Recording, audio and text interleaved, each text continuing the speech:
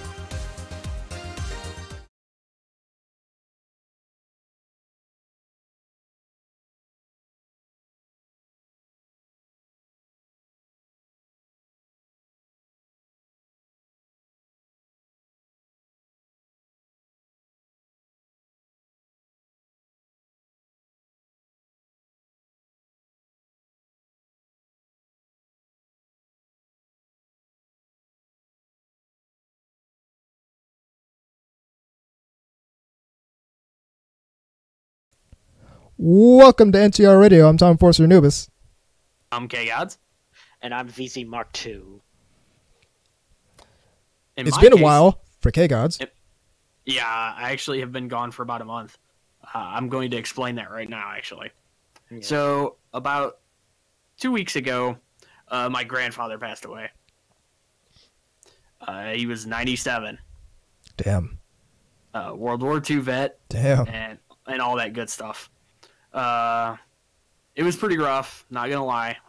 Was not one of those, like, I don't know. I'm not gonna say I'm really close to a lot of my family per se, but that one actually did sting a lot.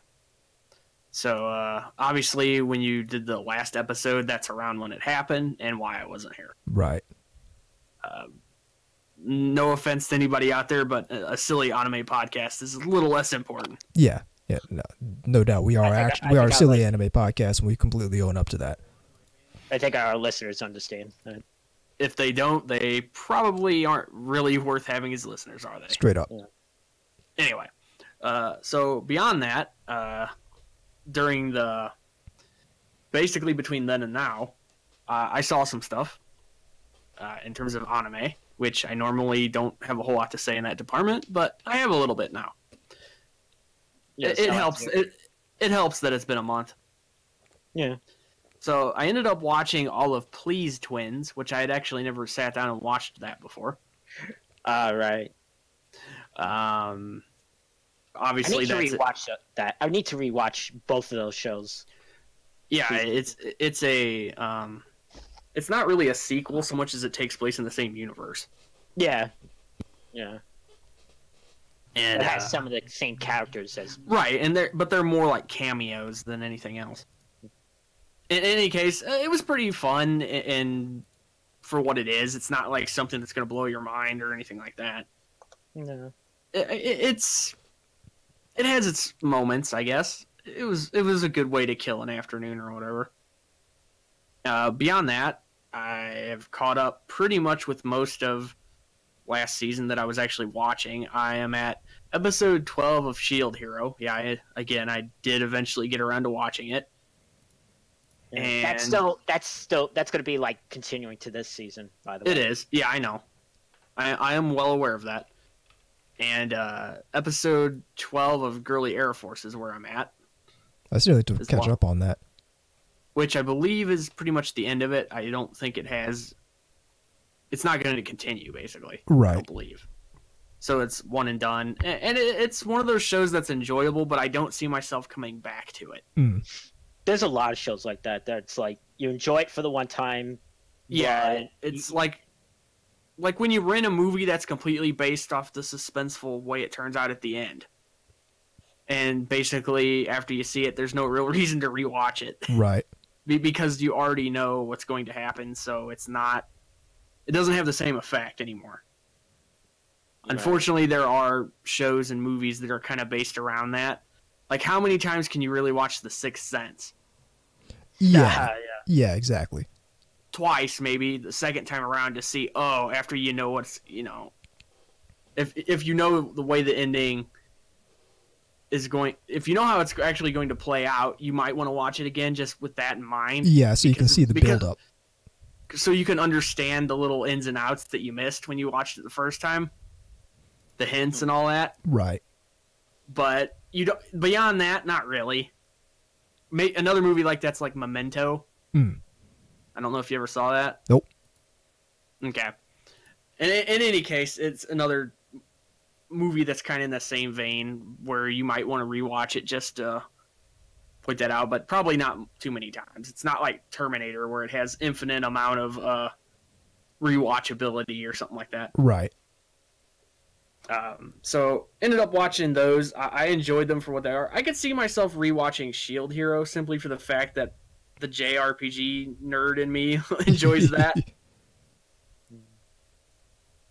I mean, it's so shameless it even has hit points that actually show up. I'm okay with that. Anything from this season, or that was from? Oh, okay. You mean the newest one? Yeah. No. Nah, it's a pretty light season. I'm not really too interested in it, if you really want my honest opinion. Well, I'll give you the breakdown of some of the ones I'm watching, and then you see if you want to check out.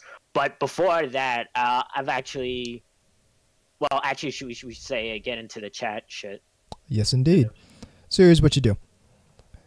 You take yourself to ntrradio.net, hit the chat link. What I just added right before we started this recording was now you can listen to the show in a small YouTube player while you're in the chat. Anyway, from that page, you go to the chat box, give yourself a nickname, hit the start button, and join us in the IRC channel.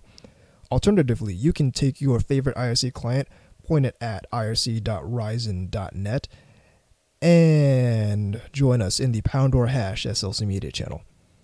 In addition, you can get at us on Twitter at TEAnubis, at VZMK2, at Immortal_KGods, at NTR Radio, and as always, the email address to get involved with the show is ntrradio@gmail.com.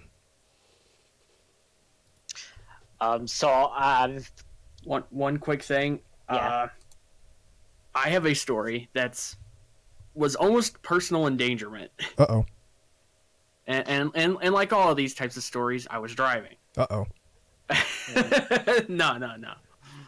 But seriously, weird shit does seem to happen to me on the road. I don't know what that's about. I talked about it in the chat room the other day, but the viewers didn't see that, or listeners rather, did not know anything about this. So I'll repeat it for everybody out there. So I'm driving down the road for lunch, and I'm about midway between my house and where I was going, when a giant fucking wasp is in my vehicle, dive bombing me while I'm trying to fucking drive in high frequency traffic. Oh, shit. Like, and this fucker is not leaving me alone. Like, it's one of those things where you're trying to kind of like, okay, stay the fuck on that side of the vehicle, yeah, and exactly. things aren't going to be that big of a deal. So what I ended up doing was ultimately opening the passenger side window and trying to shoot his ass out with my hat. Because I've got a camo ball cap on. I'm like, get the fuck out of here, you piece of shit. And I'm sure the people driving next to me think I'm like flipping them off or something, or some bullshit like that. It was not fun. And this was a big motherfucker too. Like, it was one of those ones you could not see it. Right. It was that big. And again, was not a bee. Bees usually are okay. They don't really pester you if you leave them alone. Wasps are not that. They're just assholes. And not only that, but if they sting you, they don't die. Yeah. They just grow another stinger and keep stinging you. Yeah, the bee has something to lose. So it's like, you could always be like, was that worth, causing me like a minute of pain? Or not even a minute, probably. Whereas, a wasp, they'll just keep coming after you, and eventually I did shoo it out, but was not fun. Again, it's not so much that there's anything to worry about. I mean, they're a fucking little bug, But if you're trying to drive, that presents a real problem. Exactly. Because it's like, okay, I can't be moving my hands off of the wheel and shit. Especially when you're trying to, A, stay in your lane, and B, not have the people around you think you're just like having a psychotic episode. Suddenly become a danger to yourself and others. Think you're flipping other people off or trying to wave them around you or something like. Nah, but fortunately, I don't live like in Vegas or Chicago or any of these really hyper populated dense areas where that would be even worse. Right. Because driving like that's a pain in the ass in those areas anyway. I've done it before.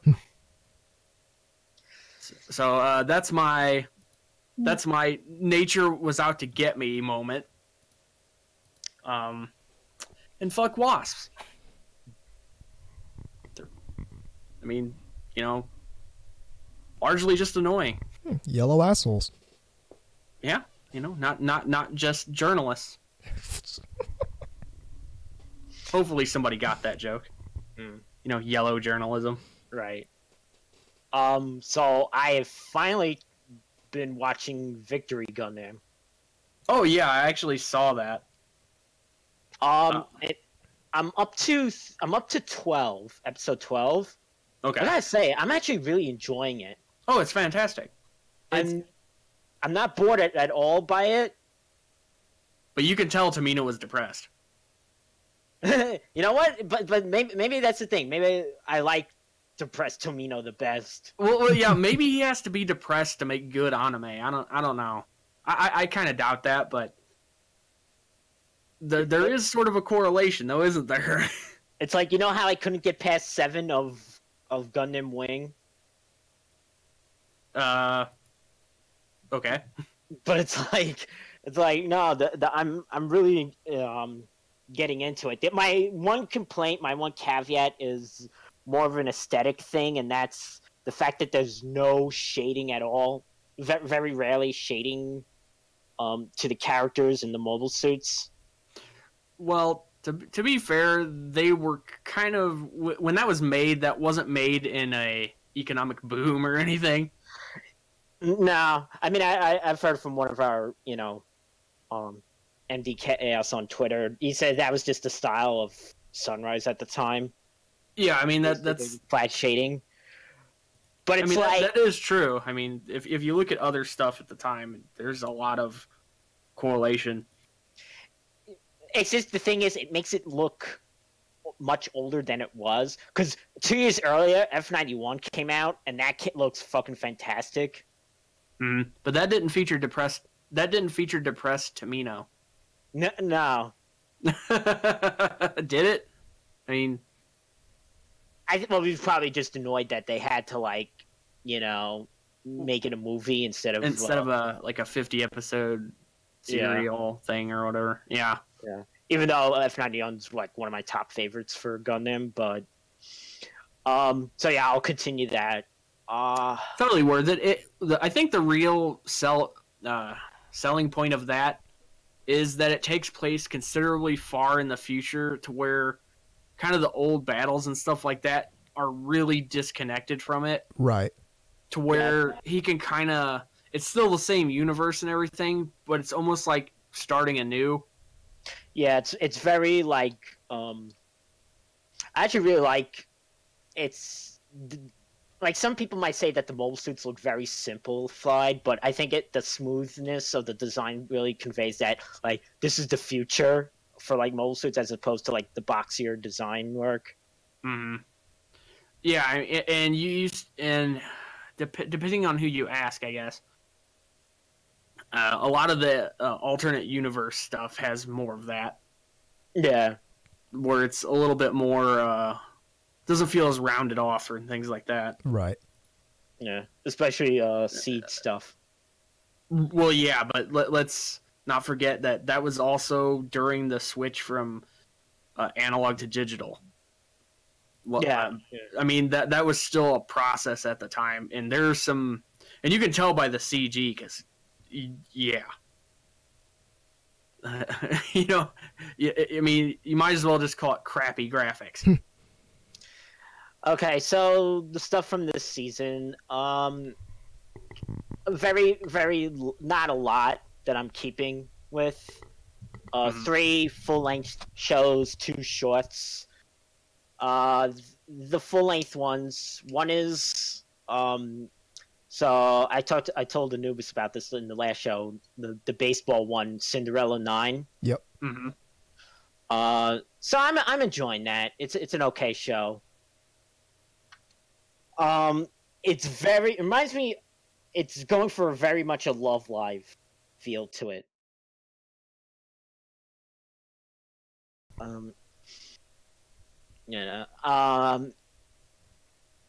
It kind of maybe needs a bit better quality control in the art, but I'll still continue with it. Are you referring to Diamond No Ace? No. It's called. Hold on. The full name is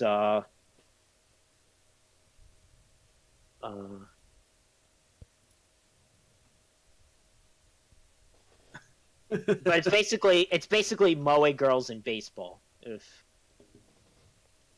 Okay, yeah, I'm not even seeing it, so Oh well, you know what it is. Yeah, I've got it. Yeah. You ready for this? Yeah. Hachigatsu no Cinderella 9. Yeah, that's it. okay. Right. All right, yeah, I'm seeing it now. That was by TMS Entertainment. Okay. Does not have a high ranking right now. According to any chart, it's actually like just 54% or whatever. The second show I'm watching is Hitori Bochi no Maru Seikatsu, or I just call it Hitori Bochi.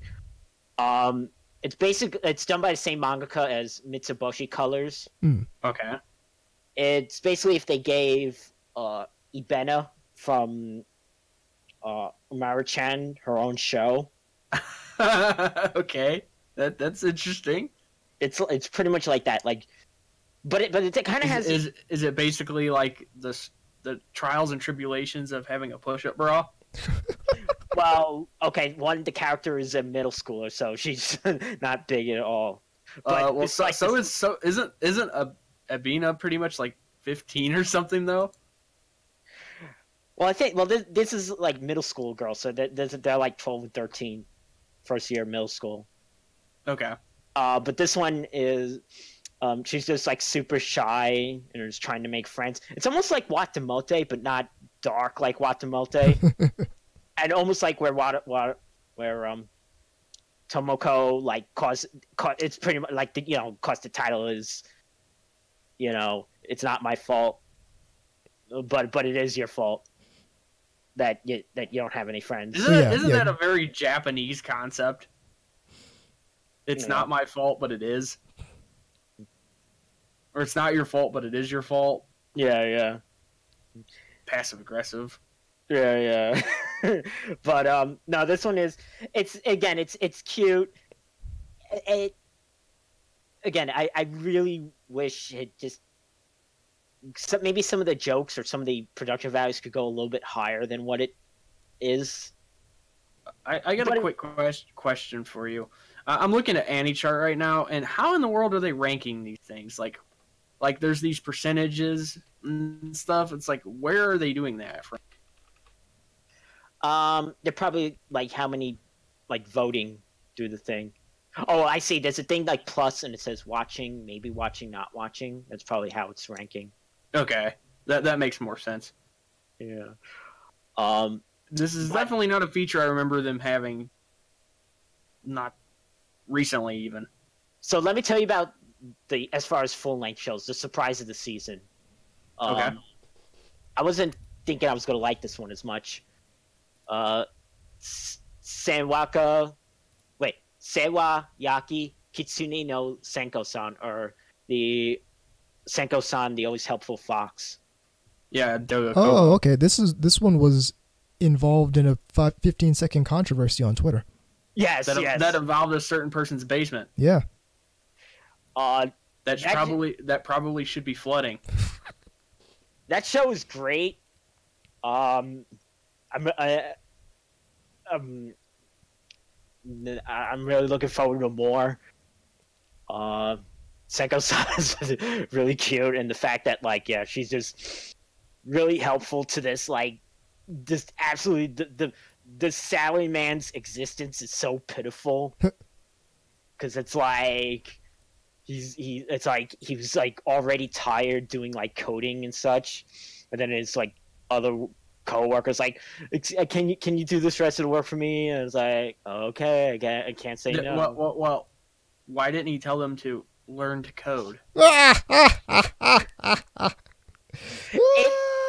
knew you were gonna make that joke. Granted, I think that's what he was doing, was coding. He didn't say code, but that's what it looked like he was doing. I'm just going by what you're telling me. That was the wrong drop-in, but we'll go with it.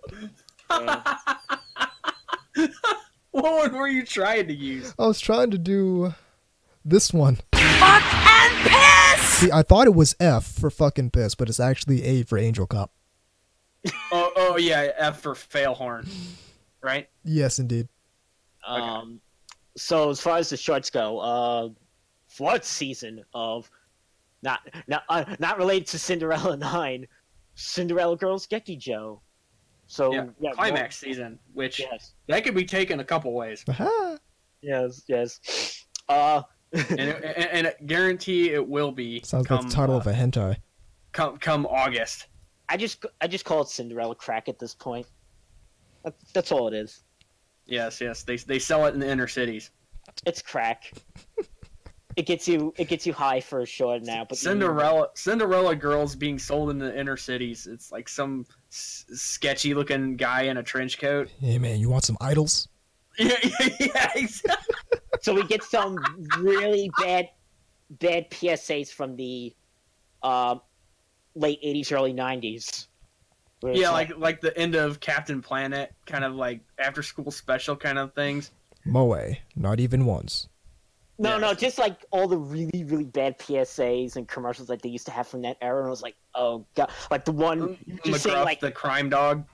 Well, you were just saying like a guy in a trench coat. I remember one where it was like the guy in a trench coat, but he turns into like a snake or whatever. Yeah. Yeah, I remember those. Like all you see is like the Never mind. Well, it's like, why not just depict it realistically? Because the reality of all this stuff is actually pretty horrific. Like just depict an actual drug-infested neighborhood and how hellish that existence is. You don't have to have some girl throwing pans and screaming, and it's like you don't have to depict the shadiest possible thing. Like you don't have to get the guy in the trench coat with his hat real low and have him turn into a sludge monster. Like no, because then that's just the plot. That's just the hentai plot. Like, yeah, exactly. Well, it's too metaphorical. Yeah, it's like just depict people getting shot over some drug territory shit, or just show what happens to your arms. Just exactly. flips open the trench coat. He's got like an array of Tenga products. Or... I'll give you this idol for free, but the next one, the own a hole's gonna cost you extra. It's good to be back. And you guys gonna love this one. Joshi Kosei. That is it's like a 3-minute show. It's silent. None of the girls talk. And it's basically I should have some sort of manosphere joke. Yeah. And it's basically 3 high school girls. The first episode was about the thighs. I'm interested. I'm on board. Let's go. The girl was like one of the things that happened in the first episode was a guy was on the subway, was looking at the girl, and you find out what it was like. Well, why was he? Well, because there was your story about the wasp before, right?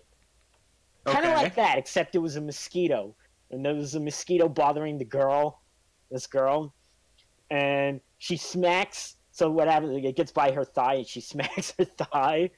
So again, they're basically like, oh, someone thought that someone smacked her thigh. Not really. Yes, smack your thigh and ride. I get it. Disappointment. I wouldn't even bother with this, despite the nice intro. But that's it. The Strike Witches. Yeah, I've been hearing some not pleasant things about it. Yeah, the actual show. It's animated fucking Flash. Oh, what? It's like that Flash type animation. Ew. What the fuck? It's like really, really super.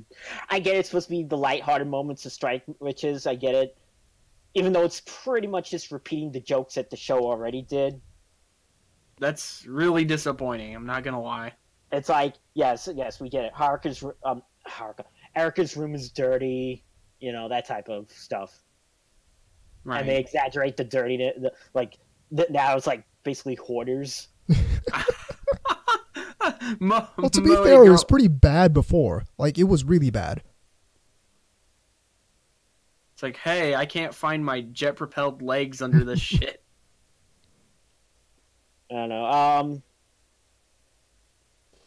I checked out some of the other shorts. None of them really grabbed me. There's nothing else that I cared about to see as far as the normal length stuff.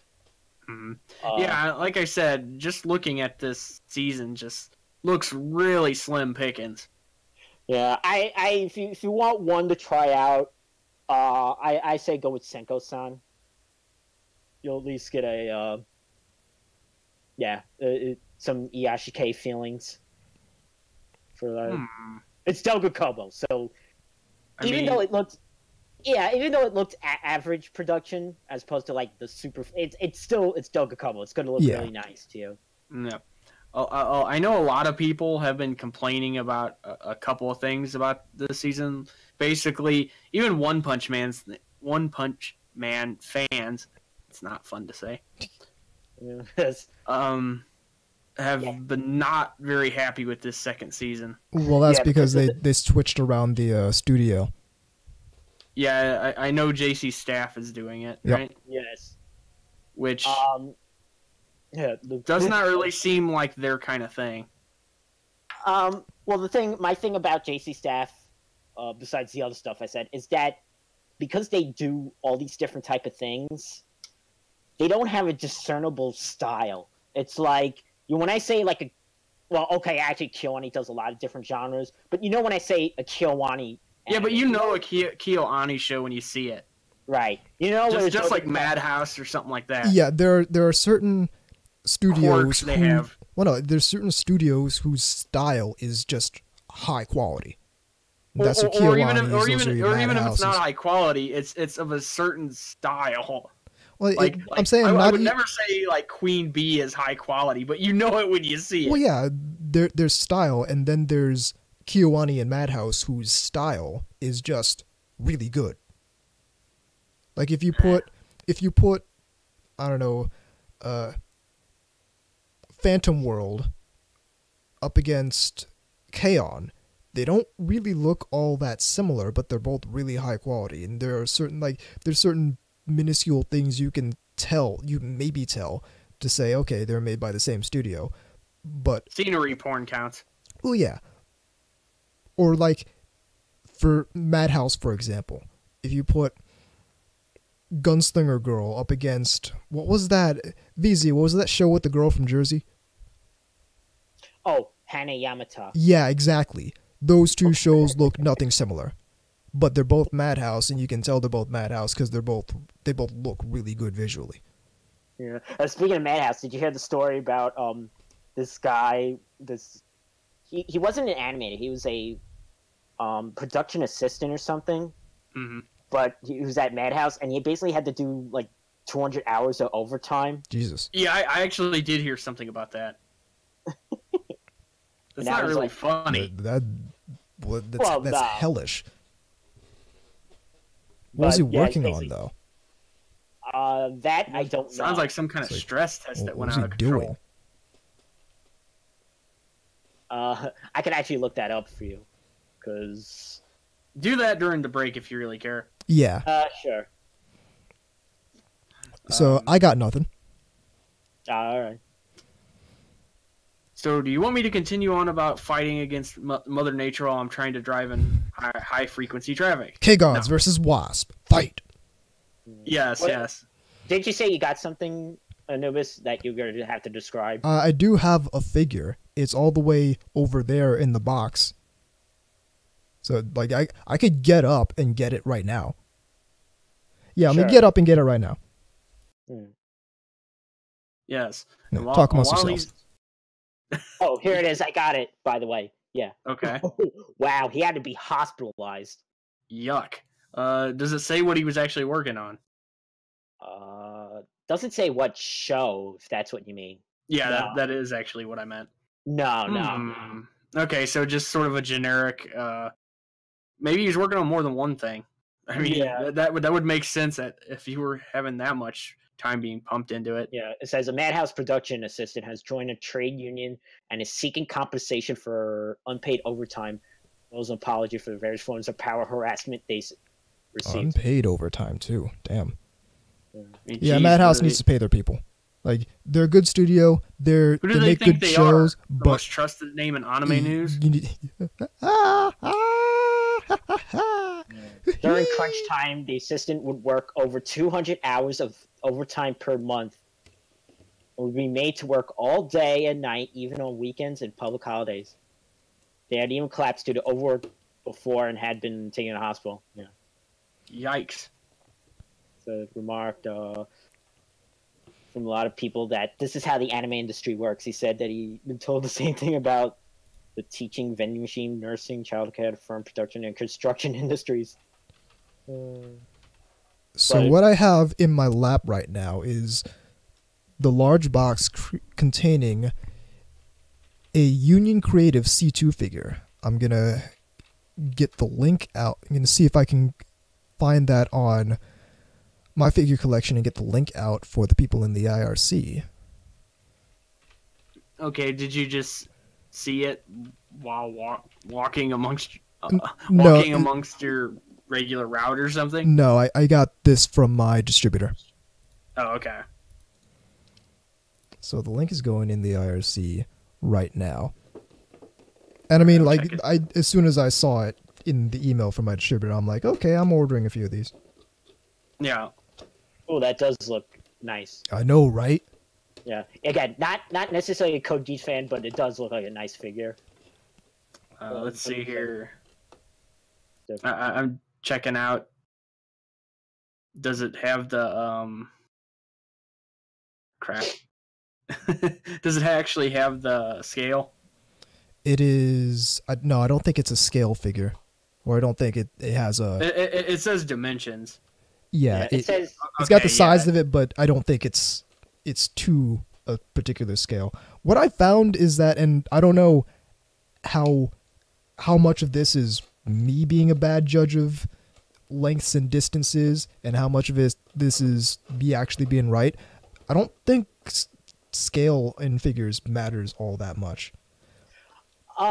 Depends. I've seen some that are kind of like... Because I've seen some, like, 1/5 scale figures that look like they're 1/6 scale figure that are closer to the size of one of my 1/6 scale figures than they are to one of my 1/4 scale figures.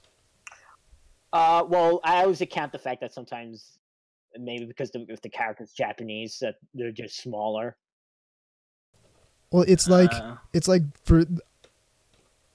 I feel like a lot of these measurements and distances don't actually really matter. Like if you look at some of the... It looks like it's a 1/7 scale, because that dimension's 8.9. So that sounds about right. I like how the first comment basically says that finally a C2 figure that looks like her and not half naked. And realistically, that's basically the reason I got, like, okay, C2 in a normal outfit, like in a normal outfit she actually wears in the show. Yeah, that's not like some sort of like creative license or some shit like that. Yeah, exactly. And I'm holding it in my hand right now. It's actually really nice. Like it's got a shiny butt there. This other pic of her. Yeah, no, the material that's the suit's made out of is actually has a nice gloss to it. Almost looks like latex or something. Yeah, it kind of does. Not that I would know about. We found something out about K-Gods. What, you don't like latex outfits? I'm not saying that. So it's not like, a race queen C2, not... No, it's not a race queen C2, it's not a beach C2, it's not like one of these China dress C2s that I have. Pizza Hut C2. It's just a regular ass normal C2 in an outfit she actually wears in the show. So pizza delivery C2 or her in a slice of pizza costume? Either one. We can make 2 figures. We've already made a whole bunch of C2 figures that have nothing to do with the show. Why not make 2 more? Okay, I think that's a good Yeah. Yes, indeed. Segment here. We are up against the break. Keep it right here on NTR Radio.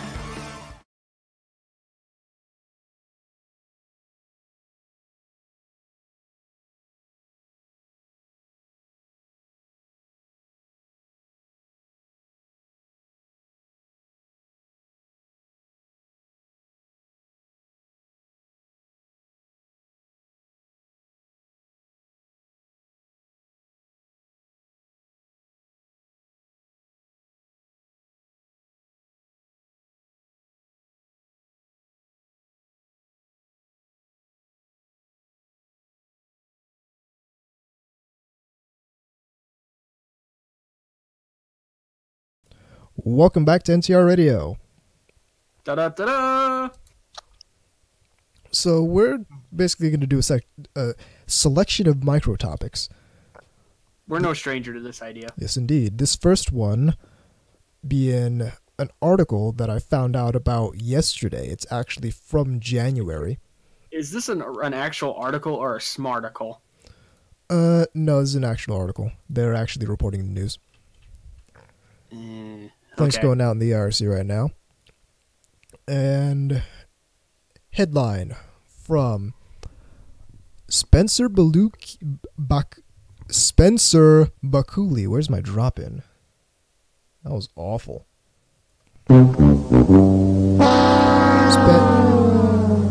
Spencer Bakuli from Bounding into Comics. Sword Art Online author Reki Kawahara to write more politically correct stories due to Western pressure. Yeah.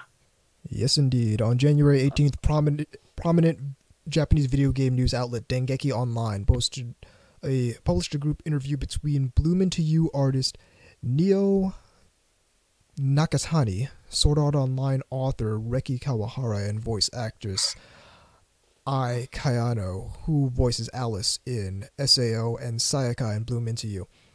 The three share their thoughts regarding each other's works, such as the similarities between two writers in different genres and the impressions the authors have of the voice acting aspect of the anime adaptations of their respective series.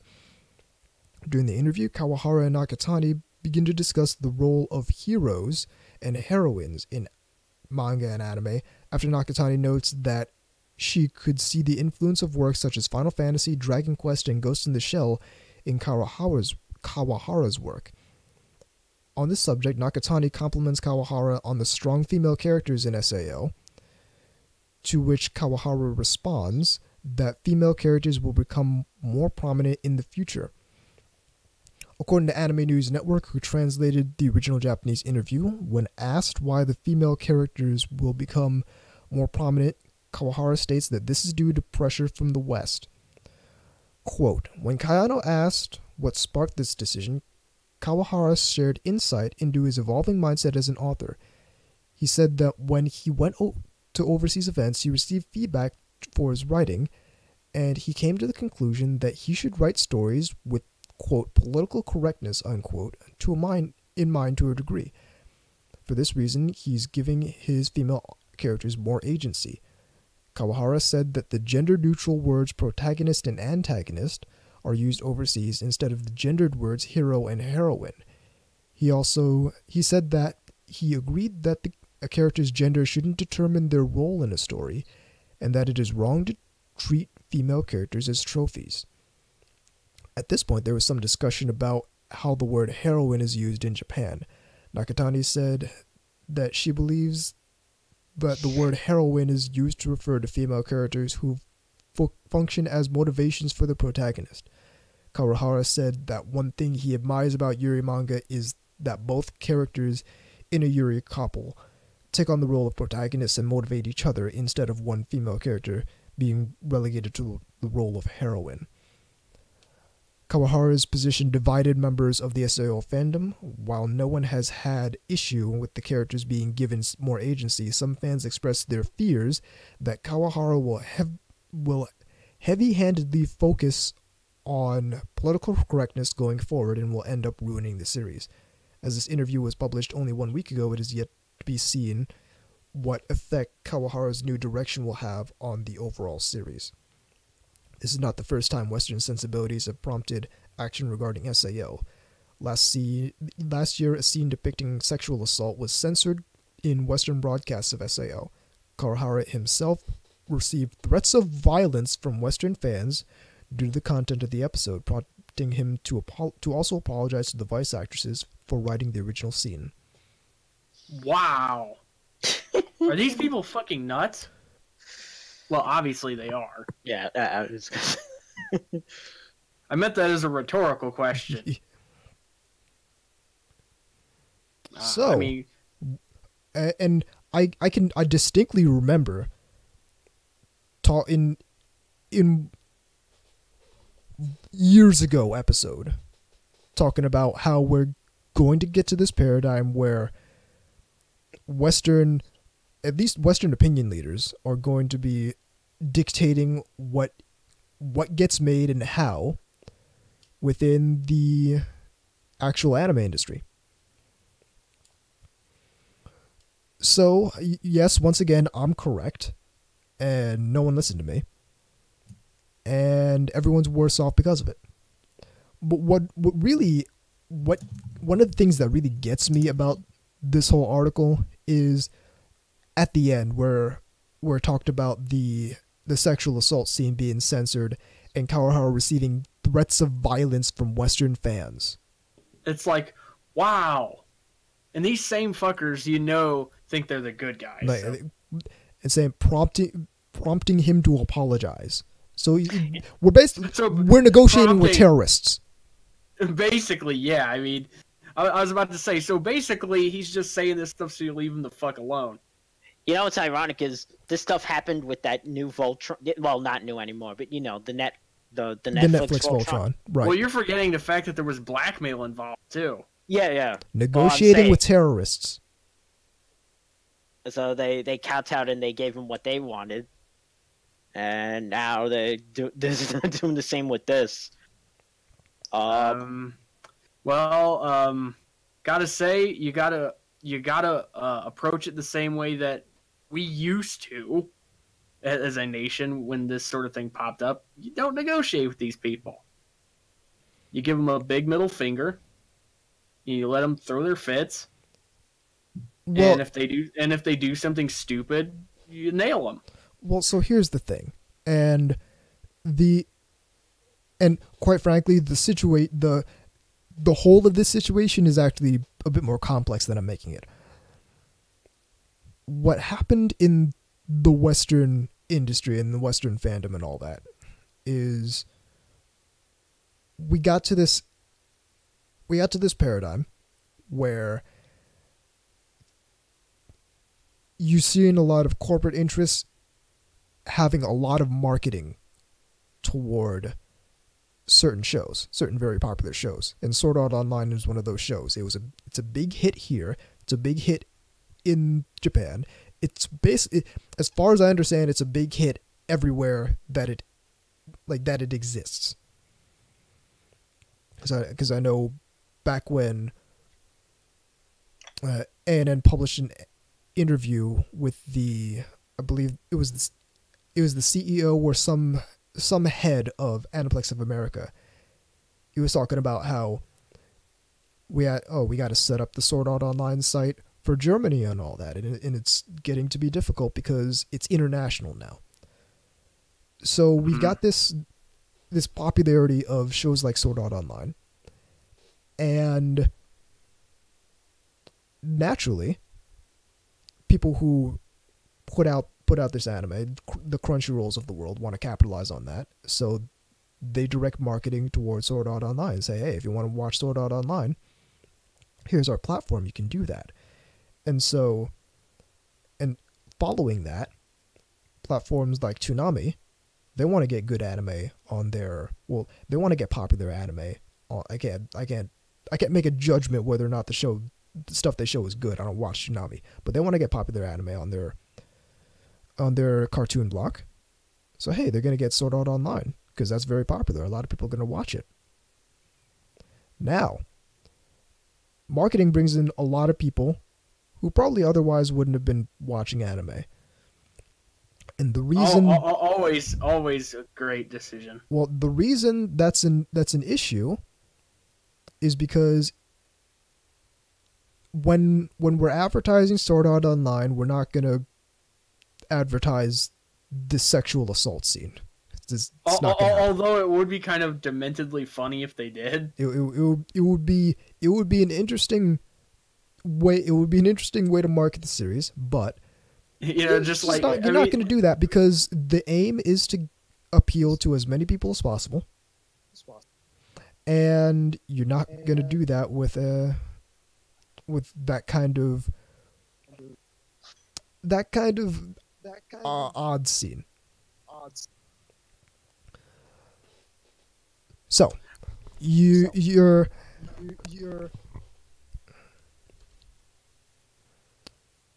end up marketing to a lot of people who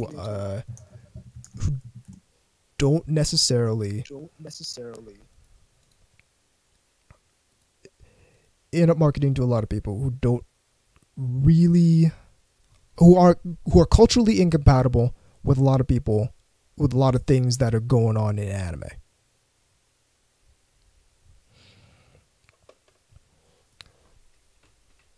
And the issue we have there is when something weird happens in anime, they end up going buck wild on it. They get culture shocked hard. So when you're brought into anime by Sword Art Online and it's this, okay, all right, I'm digging the show. I'm digging the show. Rape scene. Whoa, wasn't expecting that. Because you're not experienced. You don't know what's going on. Just like Jimi Hendrix, are you experienced? But yeah, you don't know what's going on in the medium, and when something happens that you don't expect, it gets weird, and it's weird to you, and you don't know how to handle it. But all right, so that's one half of this. The other half is that we're in an era now where there's just a lot of outrage and people, and it's been made profitable. Yeah, you get social profit from being outraged, and you get social profit from directing that outrage at people. Actual profit in the form of like clickbait and things like that. Certainly.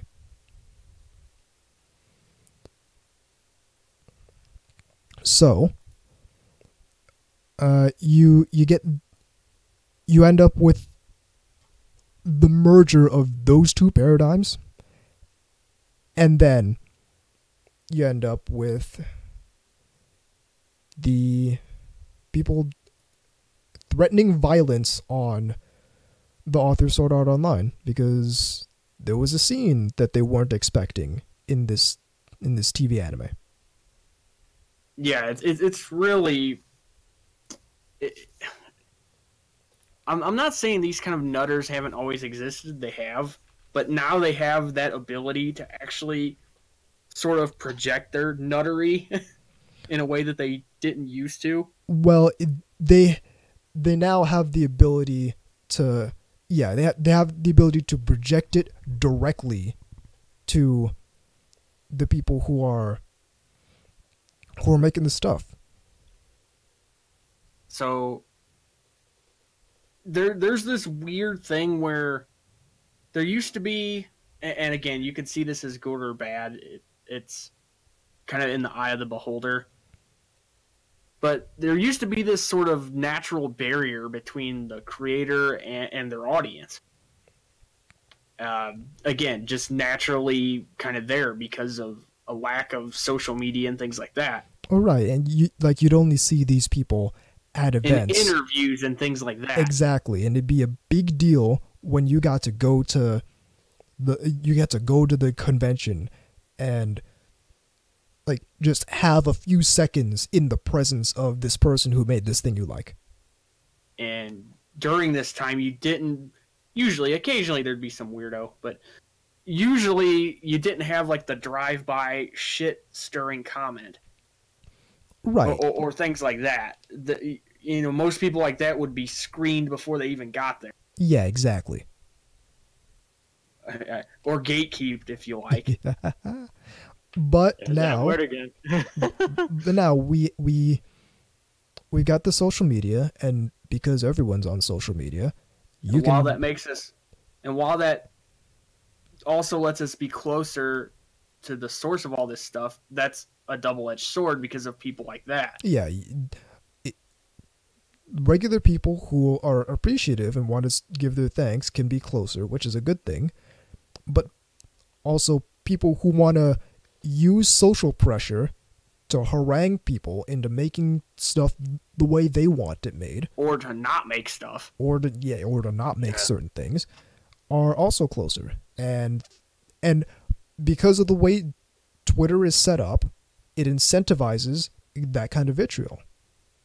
Well, sure, because then you get people that basically line up behind them and give them pats on the back. Yep, you get the people who jump in on the brigade and say, "Hey, we're gonna also threaten violence on this light novel author," and then you got all the rest of the people who are big up in the people doing that, pretending they're doing something noble. We're doing good, guys. We're helping. Yes. We're helping by just standing here and adding our grievance. Well, we're helping by threatening violence on someone whose only crime was I wrote something in a book that you guys didn't like. Well, yeah, but in modern times that means they're a fascist or something, right? Mm-hmm. I don't know, man. And partially, what I also think contributes to this is the fact that the kind of attitude that at a low level becomes we're going to threaten violence on creators is normalized by the tastemakers and the opinion leaders. Mm-hmm. I like that term too, tastemakers. No offense meant, but anytime I hear a word like that, I can only think of like Willy Wonka and the Chocolate Factory.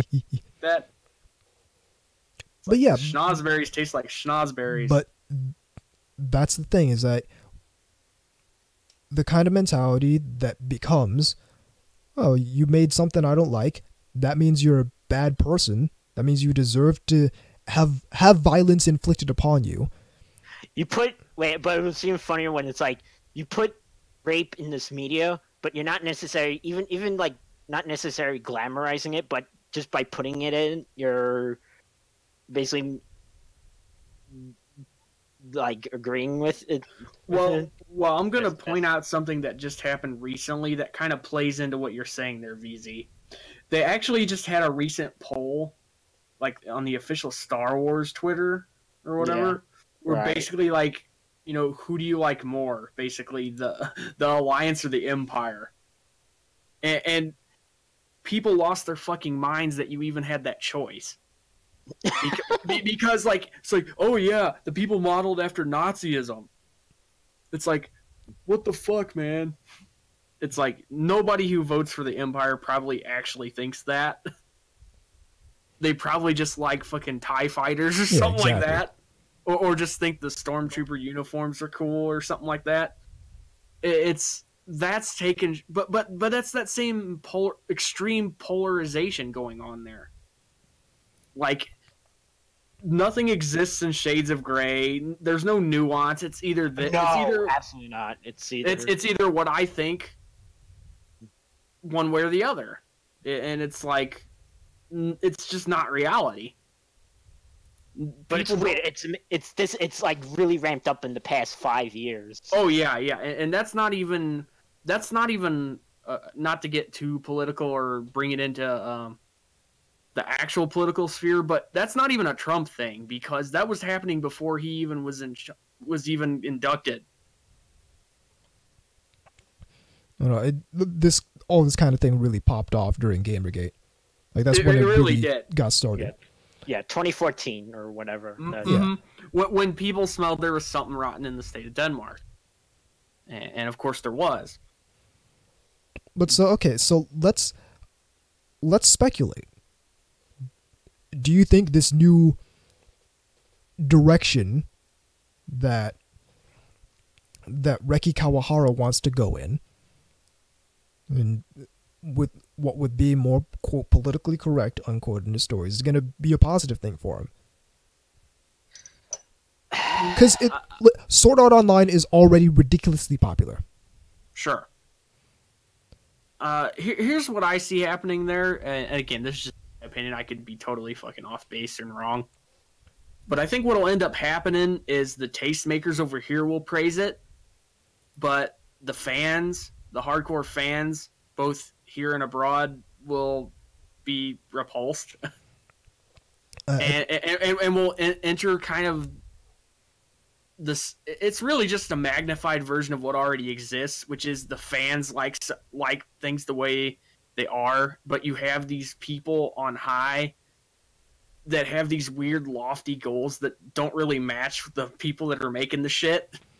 Right. Yeah, so that's the thing. It's like, okay, so Sword Art Online is already ridiculously popular in Japan and here. Which is why I said here and abroad. So what you have is basically two camps of people. Mm-hmm. You got the people over here. You got the people who like Sword Art Online, and you've got the people who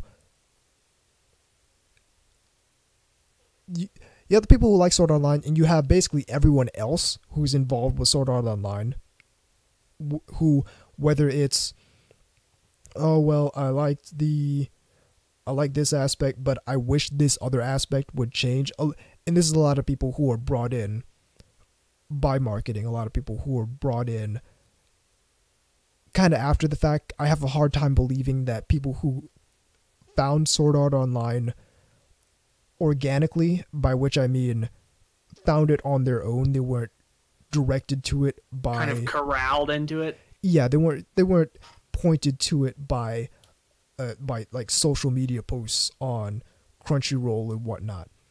Yeah, I get what you're saying. For the same, it's kind of the same deal with something like Eromanga Sensei, where there were people that clearly were new to anime and were just randomly checking things out that were being promoted on the front page. Right.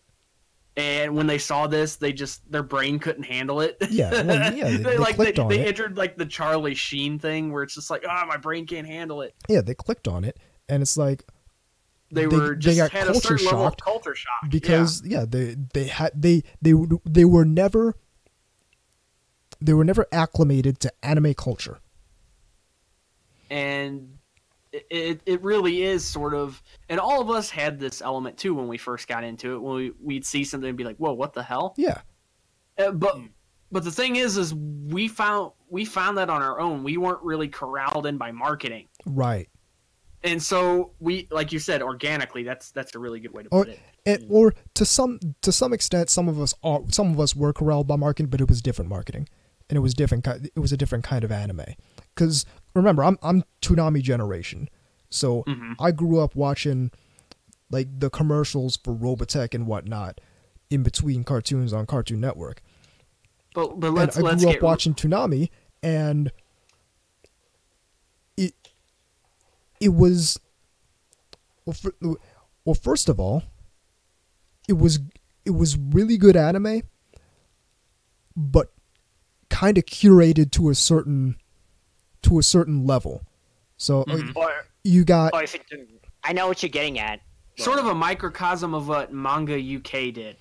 I was just gonna get to that. Yeah, you've got your Gundam Wing, you've got your Robotech, you got G Gundam, but you've also got you've got your Zoids and all that, Ronin Wars, a lot of fighting anime, but you also got your Sailor Moon, and here's what really got me, at least, was Tenchi Muyo, because that's what's really showed me that, okay, this is something different. Like this isn't just Thundercats, but actually looking good.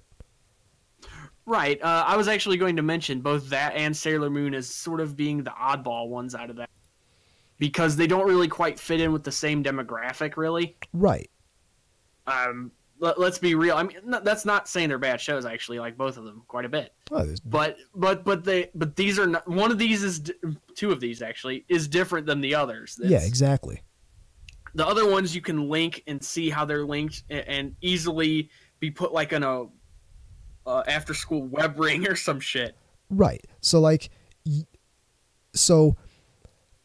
that's the kind of the difference is old Toonami wasn't afraid to go there. Oh no. You look at new Toonami and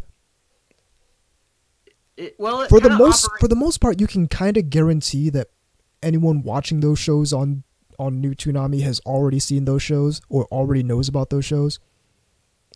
Yeah, I would say that it still operates on the same kind of shows most of the time. Not really. What's New Toonami's equivalent of Tenchi Muyo? Well, no, I didn't mean like that. I mean in the same way that all of them are interconnected in an obvious kind of way. Well, like, yeah, it's not a surprise that Space Dandy is on there, for example. Yeah, exactly. And if you want my honest opinion, the real oddball they had recently was Akame Ga Kill. Just simply because that, while visually and all that doesn't really... I was just surprised that made it on there. Well, it's. Oh, how about Pop Team Epic? Pop Team Epic was not a surprise at all.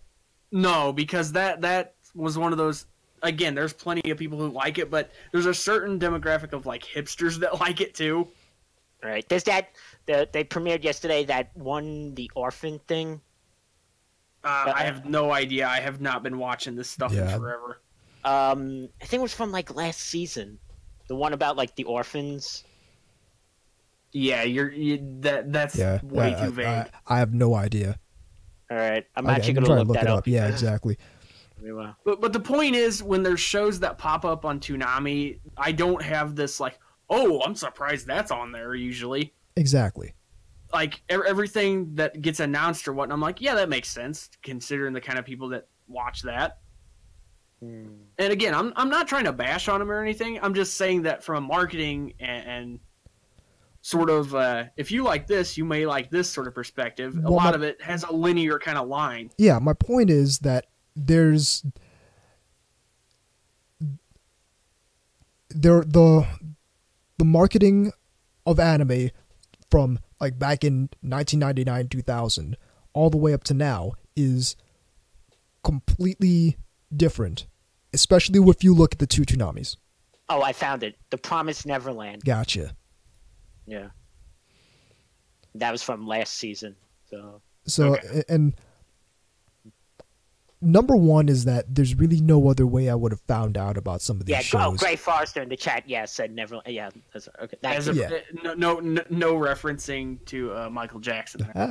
So there's no way I would have found out about some of these shows if it weren't for Toonami, because that's just the way things were right now, the way things were back then. But contrast with modern day Toonami, where guarantee you most of the people watching modern day Toonami have at least heard about a lot of the shows that are going on Toonami. And at the same time, there's just some stuff that's, again, 100% no surprise. I got the weirdest sequels, no surprise. JoJo, no surprise. Pop Team Epic, no surprise. Space Dandy, no surprise. I got the weirdest thing that Toonami used to show. That was like, who was this even for even then? Anyone remember Super Milk Chan? That was Adult Swim. Okay. Oh, so you're counting them separately. I'm counting old school Toonami separately from modern day Toonami, though to a certain extent you could meld the two. But when I talk about old school Toonami, I'm talking about old school Toonami before Adult Swim was even a thing. Because let's be real here, Adult Swim for a long time was just original stuff. You know what I mean? It was like their own kind of deranged sort of cartoons. It was their own stuff, and they had anime was sort of They kind of tried to work it in. To some extent, it was an afterthought, but to another extent, they were kind of. Was early on with Adult Swim. Yeah, Cowboy Bebop was early on. But my point is, and Uncut Gundam Wing. I remember that. Yeah, but they used to show that in the daytime. Is my point. Well, so the anime aspect of Adult Swim grew out of the Toonami Midnight Run, and so they're kind of separate on that aspect, at least as far as I'm concerned. Well, yeah, because they weren't mirrored. It's not like Sailor Moon was also at night. You know what I mean? Right. It didn't, like the afternoon after school lineup wasn't really mirrored at night. Yeah, just exactly. a few of them showed up. But yeah, my point is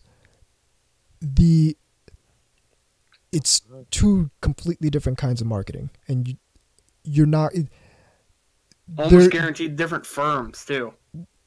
Certainly, but there's no real incentive, as far as I'm seeing, to culturally acclimate people to some of the stuff going on in anime. As far as marketing goes nowadays. I get it right now.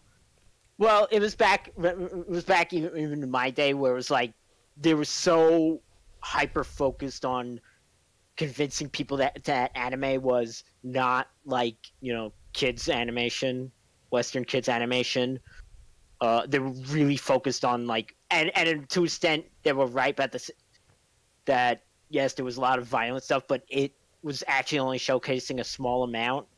Well, here's the thing. Of what anime really was. Here's the thing. If you go back to when you guys got into anime, and to some extent when I got into anime, there's no way you can sustain being into anime without, by accident, culturally acclimatizing yourself to anime.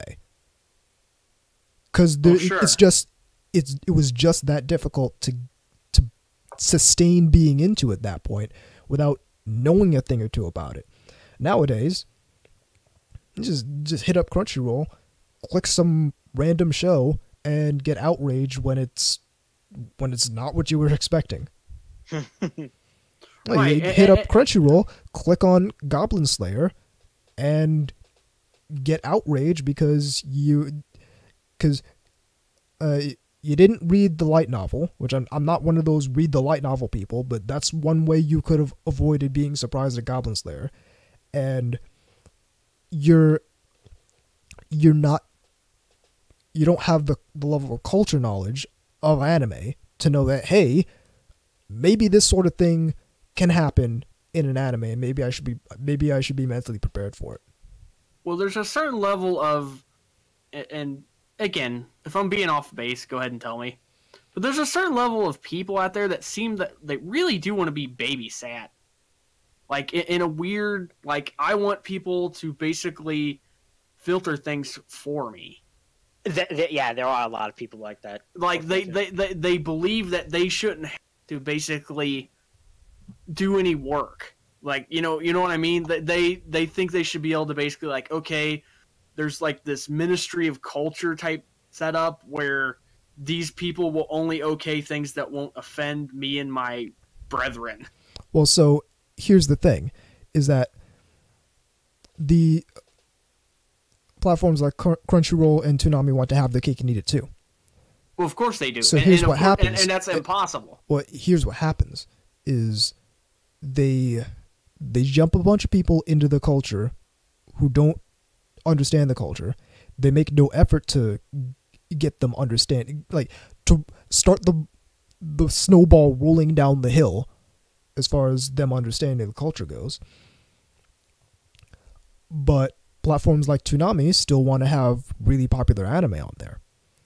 And where that becomes a problem is quite recently when Toonami aired, I think it was that one episode of SAO Alicization that had the sexual assault scene in it, and a lot of people were really upset about that. And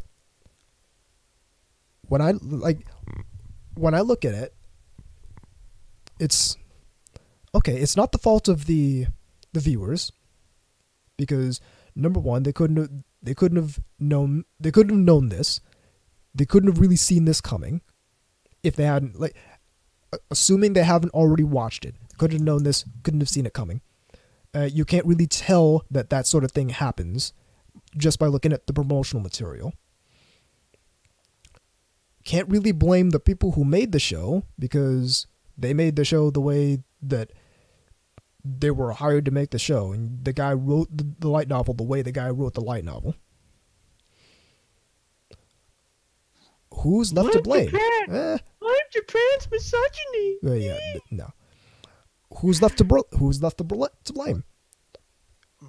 Toonami, maybe Toonami should have warned them.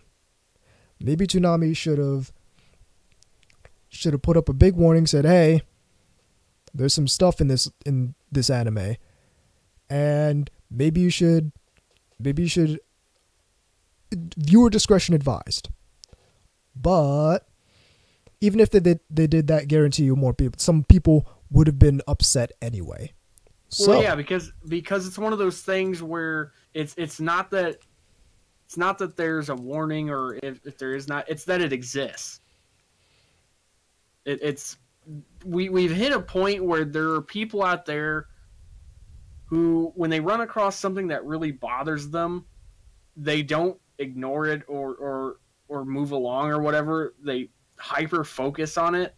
Right. Well, to be fair, I'm not even convinced that that's so much an issue, because all these outrages last 3 days at the maximum, and then everyone's moving on. Well, that's kind of part of the whole deal, though, in the fast-paced sort of setup that's moving right now. It's bouncing from one thing to another. I mean, we do know that this behavior sort of activates the chemicals in your brain in the same way that highs from drugs and stuff do, or really religious zealots and whatnot. I get high from outrage. Literally, they're getting those chemical blasts in the brain. Well, here's the thing, because I'm not done with this paradigm. There's still more to this paradigm. So we're left to blame. So a quarter. Yes, we're left to blame Toonami for showing it in the first place, because if they really cared about possibly upsetting people, then why would they show an anime with that kind of content in it in the first place? Why would they show it?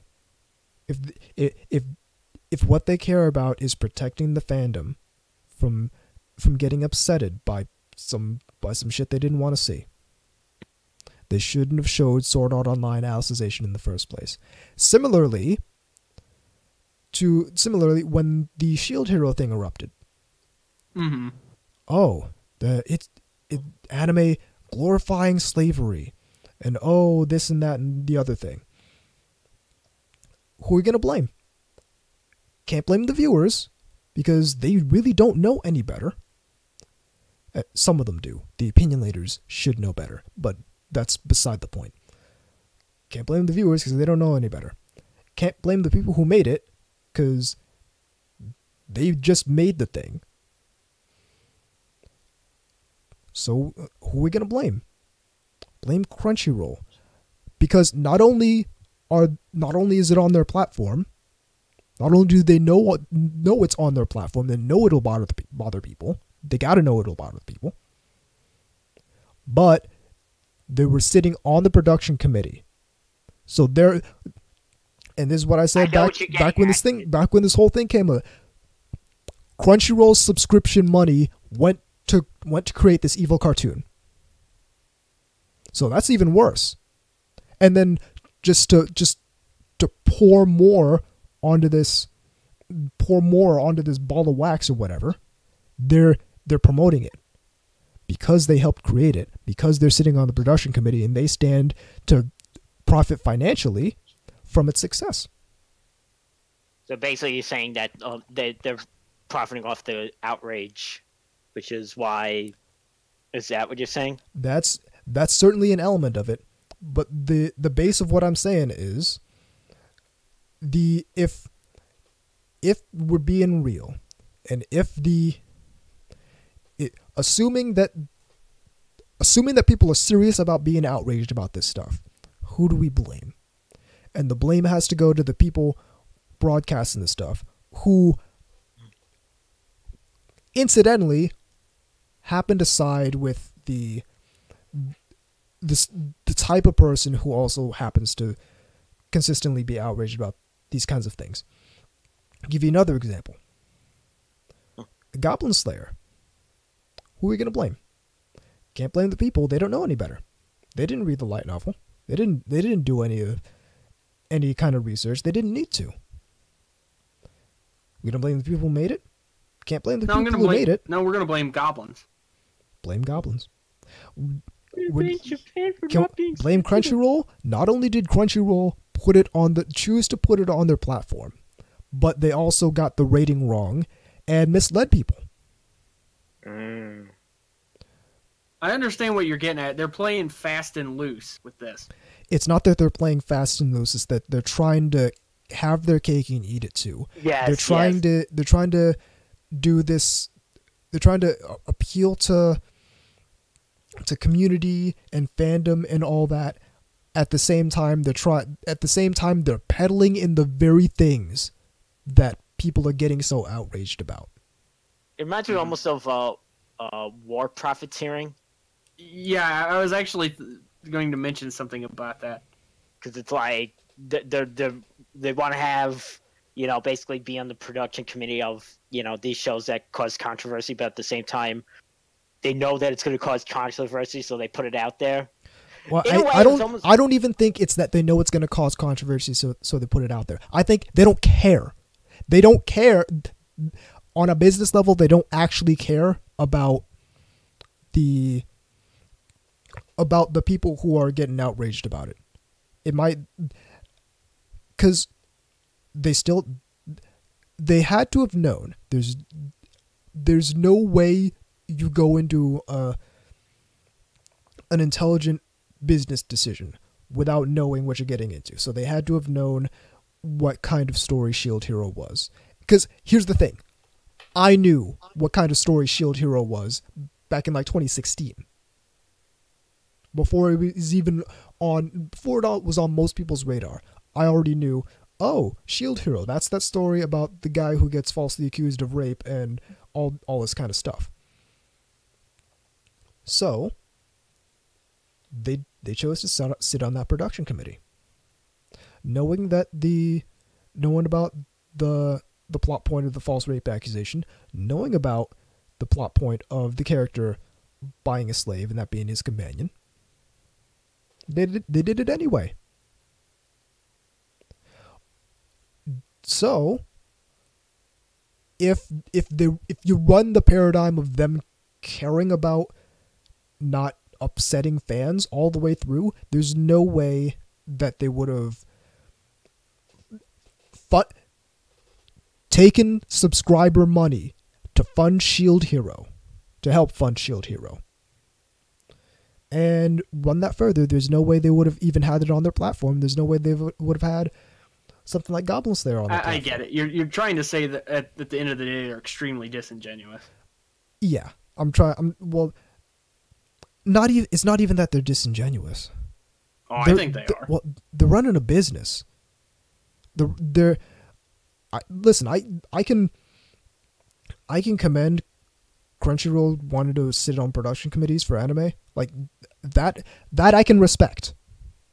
What I don't respect is they're also trying to play activist friend fun boys or whatever. Bingo. What I don't respect is out of one side of their mouth, they're sitting on production committee for Shield Hero and they're doing promotion for Shield Hero, and out of the other side of their mouth, they're trying to be the activist people. Yeah. That's what I don't respect. Because and these two at things a certain are point, you got totally different things. You can't really mix them, and yeah. Well, at a certain point, you got to pick one. And realistically, this is actually going into the subject of the email we have. So y'all want to jump into that right now? Yes. Okay. Well, do we want to?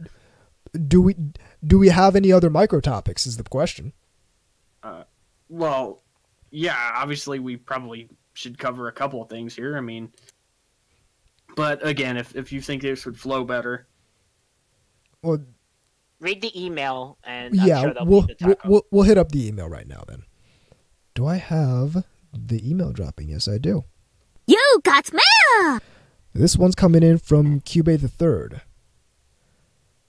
And he says this. Hey NTR, been a while since I submitted an email to y'all.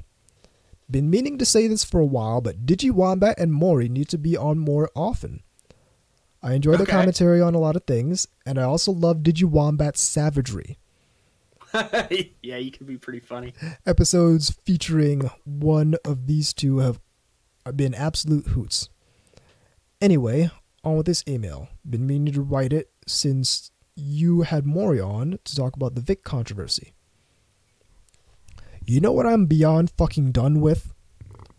Companies that put this woke persona. This goes for all companies. Now, I'm not trying to bring another get woke, go broke rant, but it's something that makes me feel a little suspect. Let's be real.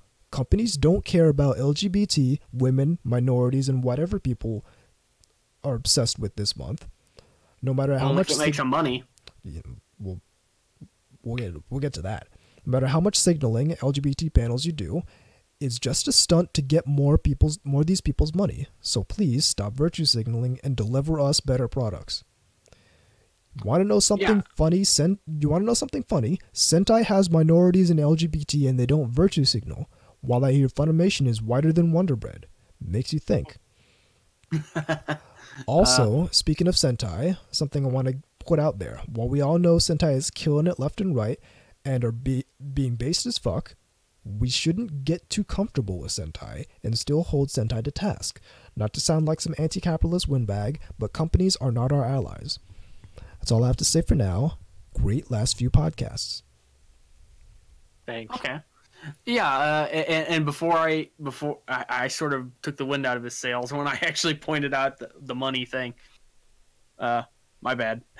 Well, yeah. So, well, here's the whole thing. You take a company like Funimation back when the whole Fujoshi Life thing happened. Yeah, that was a disaster. Well, it was a disaster, but only because they got really fucking weird about it. Well, only because Funimation had to toe the line, because they put out this marketing campaign for Sekaiichi Hatsukoi, and it guarantee you would have done something. It would have affected their sales on that anime positively, because the whole point of it was being able to, like, Fujoshi identifying with other Fujoshi and their weirdness. So they put out that marketing campaign, and a whole bunch of people got mad at it because they were fetishizing LGBT relationships. So they pulled the marketing campaign and put out this big apology, this big bleeding heart apology. This really bad PR thing. Yeah. So my question is, did they make any money off of that apology? No. I doubt it. I doubt that's the case. All they did was basically show them that they're corporate in the extreme. And what I mean by that is it's a non-answer. It's one of those, like, plug-in expected response. Well, it wasn't even that it was a non-answer. They pulled the marketing campaign. So, first of all the marketing dollars that went into that campaign, down the toilet. Oh, yeah. All the work that went into that campaign, down the toilet. Because they pulled the campaign and decided to apologize because they painted themselves into a corner. Well, we're also dealing, and again, I don't know if this is going to segue into a broader topic or not, but there's this weird thing where companies are so afraid of, like, a very small, loud minority yelling something at them, to where most Didn't people... The Simpsons already teach us why that's, it's amazing. It's like, it's like how prophetic something like that kind of shows. It's like, Well, yeah, that's what I'm saying is there's this weird notion that every idiot that yells about something that doesn't matter or largely doesn't matter, it's like in their head, it's like, well, for every person doing this, there's 1,000 people pissed off. Yeah. And it's just not. Realistically, it's the inverse. For every person doing that, there's 1,000 people who are just fine don't give with, a fuck. Yeah, with what you're doing. Well, yeah, that's how it really is. But for some reason, I don't know if it's like some sort of HR thing or whatever, but there's this idea that, okay, one person pissed off is, times 100 or more. Well, here's the thing. First things first is that a lot of companies just simply don't know how to manage social media. Handle that? Well, just social media in general. Like, I'll give you a perfect example of it wasn't anime related, but it was handled in a way I think people should handle stuff like this. Back in the day, you had a fairly controversial show called Married with Children. And there was apparently a pretty nasty response based upon it. And some woman from like Michigan or something wrote in really pissed off about it. But instead of like addressing it like in a very corporate way like this, they actually incorporated it into one of their episodes and made fun of it.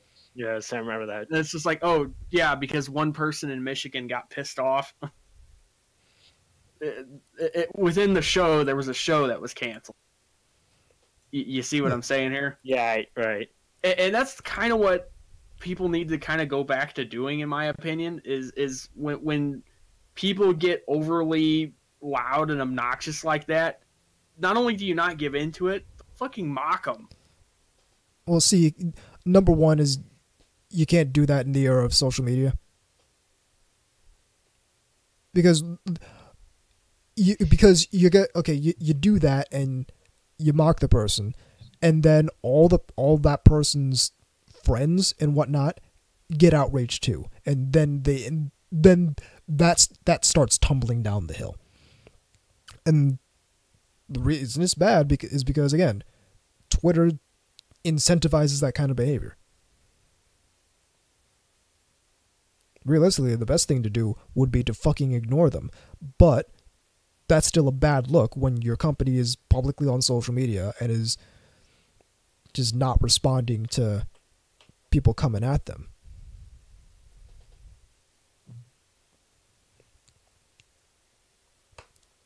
So what really should be the methodology here would be, don't paint your company into a corner like that in the first place. Don't advertise your product as the company that makes good products, not the company that cares about this and that social issue.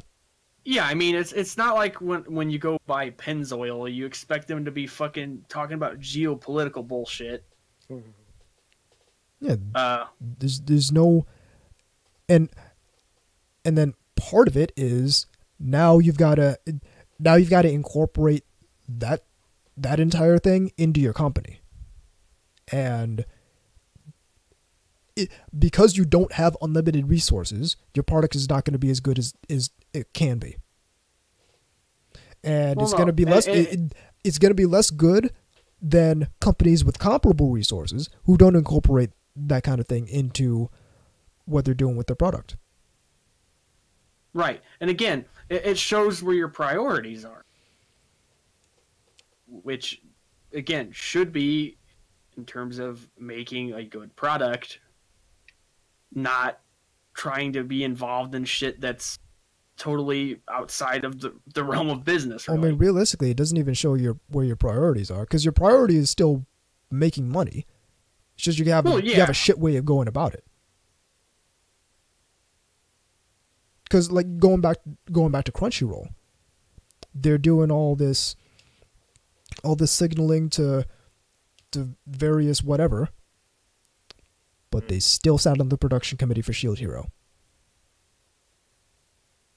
It's like, quite frankly, that's a more important decision to be making then okay, are we gonna support this and that? Are we gonna have our LGBT panel at the convention? And again, really I said this back when we first covered that. I don't have a problem with LGBT panels at conventions. I would like the fans to do those panels, not companies. Not fucking corporate. Because there's nothing about Crunchyroll and what they do that suggests to me that they should be sponsoring the panel on LGBT. Heading people. a panel like that.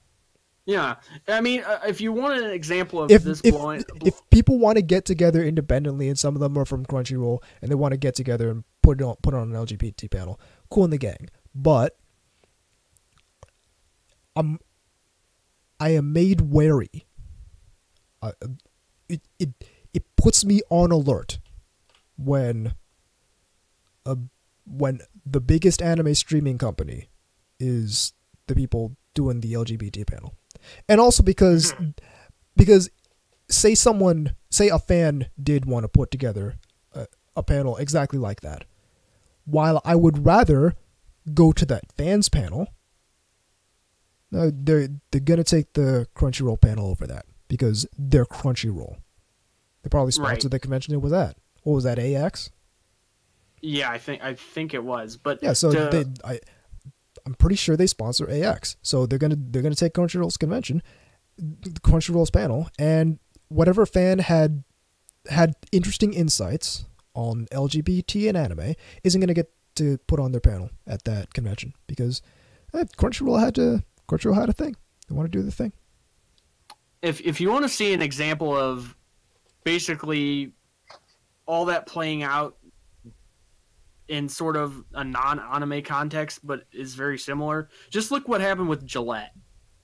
Okay, here's a company that has no business making the sort of bullshit things they were making with that. It's like, you sell fucking razors.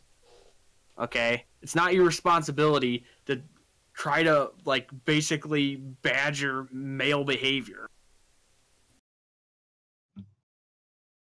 And all that kind of bullshit. It just comes across. It's see-through. It's obvious that this is clearly being cooked up by some fucking,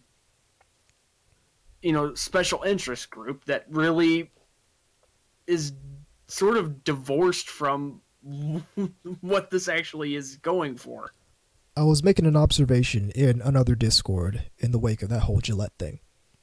Mm-hmm. And what I said is, okay, so, all right, Gillette's new direction is we're gonna try and stomp out toxic masculinity.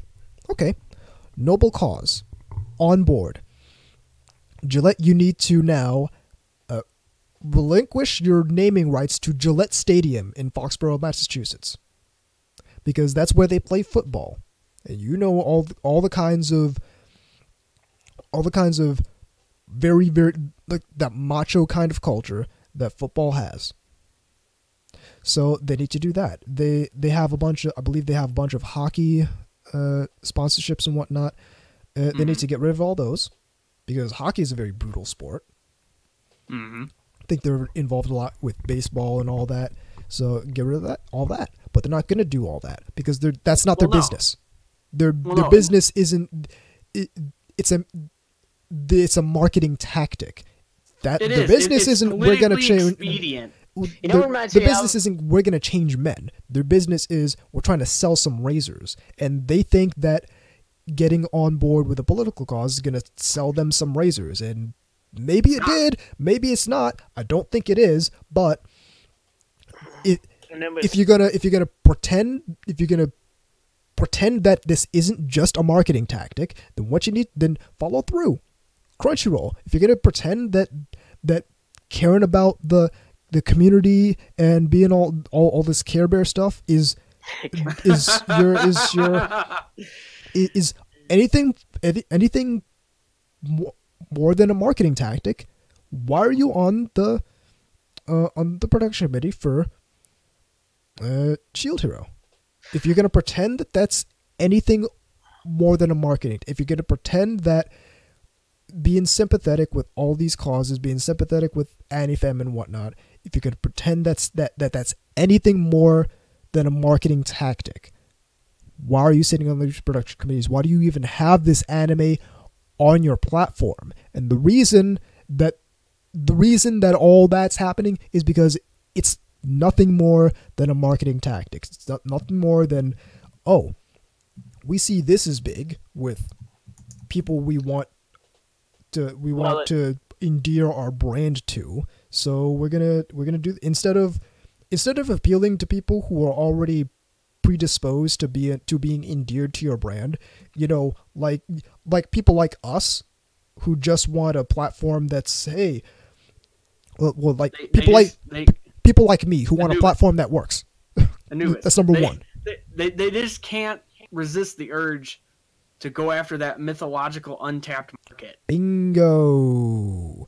We want to go after the untapped market because there's a whole lot of potential in all these people who have already rejected anime. No, I was going to say, to me, it reminds me of back in. So you weren't around for this, Anubis, because you were really young. But in the early '90s, there was a lot of that whole like save the rainforest stuff, and it was on everywhere. It was like just everywhere. It was on products. It was on Yeah, you're basically pointing out that it was completely. It was insincere. It was the same exact thing that's going on now. Which this is too. For the most part, because if like you said, if they really cared, they wouldn't be doing a lot of the dumb shit they're doing. Well, no. If they really cared, half their business would be gone. Well, yeah, but that's what I'm saying, though. That's why it's insincere, though, because again, it just looks good. It looks good, and it appeals to a certain demographic that they think is a huge untapped market. And what really happens is it alienates people who have a history of supporting anime and supporting the kind of shows they want to watch. Because, like, VZ, we talked about this last episode. You don't see Aniplex of America having to do a whole lot of marketing. Like, period. No, I mean, they can in the current anime climate where everything is streaming, they can almost guarantee anyone who's interested in seeing any of these shows has already watched them. They don't need to say, oh, hey, did you know about this show? Did you know about that show? Because they know, they trust their core consumers enough to say, hey, these people know what they're doing. All we need to do is put out a good product, and they put out a damn good product. And this might be just me being short-sighted in hindsight, but I don't hear a whole lot of complaints about Aniplex releases. Only except for the price, no. Except for the price, and realistically, I don't hear a whole lot of complaints about those either. And you know why that is? Because because right off the bat, they basically squashed all those because people who were bitching about that moved along. Yep. So you heard a lot of bitching back when they reacquired FMA. You heard a lot of bitching back when they reacquired Gurren Lagann. And that was it. Because number one is they didn't capitulate to the masses because they knew that those people aren't buying their releases, period. Well, yeah, I guarantee they have at least somebody in their sort of think tank marketing part of their apparatus that basically is pointing out that the people complaining aren't ones that were buying our stuff. Yeah. And so they can be safely ignored. Well, it's like, so, and this is just my business sense, but I feel like there should be more of that. Yeah. I feel like their thought process is, hey, we know that the people who like our stuff, the people who are willing to spend our stuff, are numerous enough that we can set the price at this and we'll make a profit.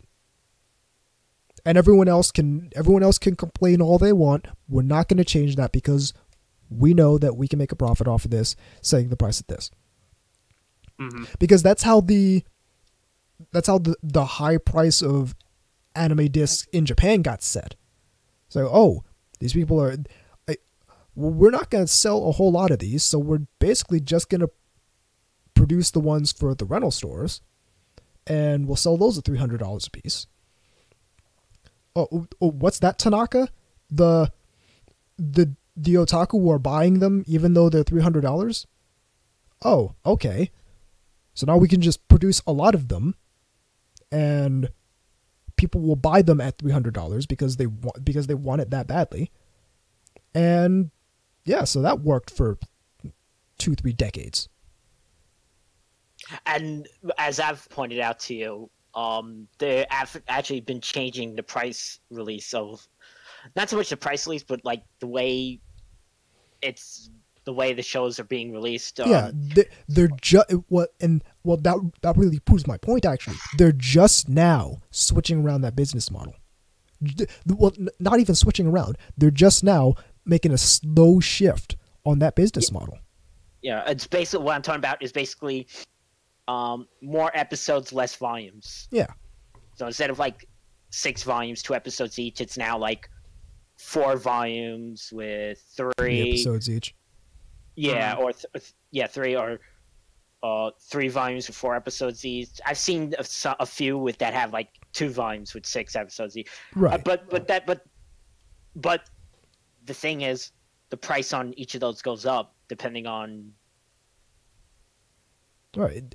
Well, because again, they have people a lot smarter than me who are determining, okay, what will be the proper price point based on past performance of our releases, based on the TV performance of this anime, based on this, based on that factor, and decided, okay, we're going to sell it at this price.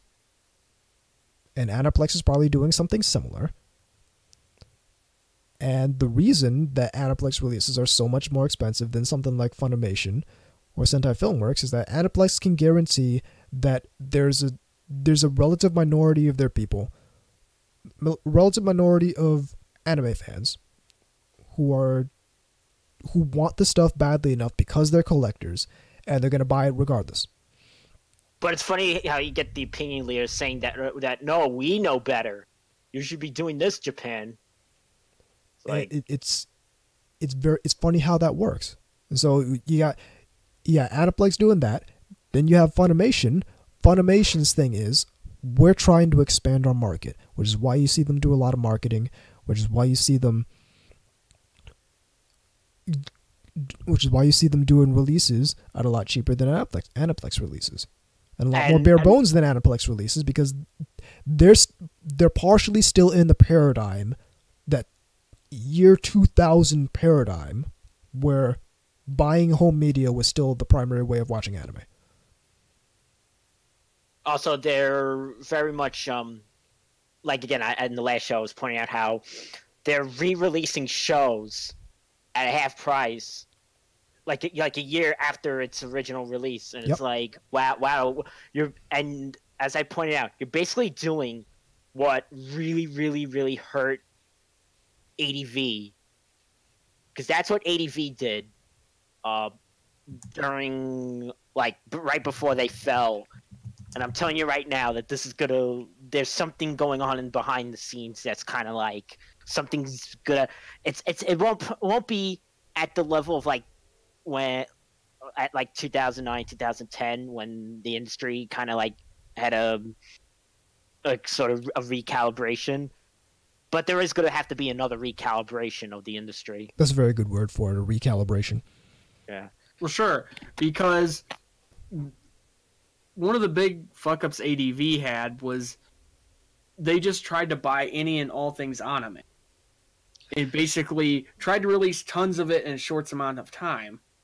Oh, geez, just like Funimation. They flooded the market with it.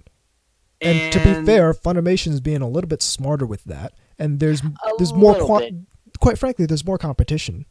Well, to be real, Funimation is backed by much more muscle. Right. Though that's only very recently. Well, the thing Right. about They had to grow to that height to get Sony interested in them in the first place.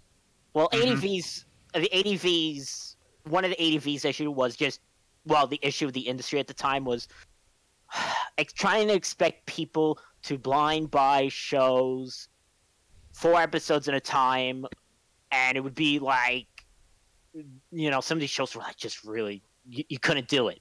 You couldn't do it. But it was a completely different market back then, because again, buying home disc releases was still the main way of watching anime. That's gone almost completely by the wayside, and there will be people who aren't collectors who just own a few anime because they really like those anime and want to be able to watch them whenever they want. Yes. But for the most part, I feel like the market has shifted. The home video market has shifted to more toward where Japan started with their home video anime market, where it's just collectors. Sort of a even though it didn't get this way in an actual circle, but it does feel like it's coming full circle in that way. Well, it's not really a circle, it's more of an oval. Well, here's the thing. In many ways, the Western anime industry and the Western anime community and fan base and subculture is getting closer and closer to the Japanese equivalent. Yeah, it's And becoming we're seeing more this. mirror-like. Well, it's occurring in different ways, right? So you see Crunchyroll, they're sitting on production committees now. The whole way we get anime, we get basically all anime same day it is in Japan, translated. So we're doing that though.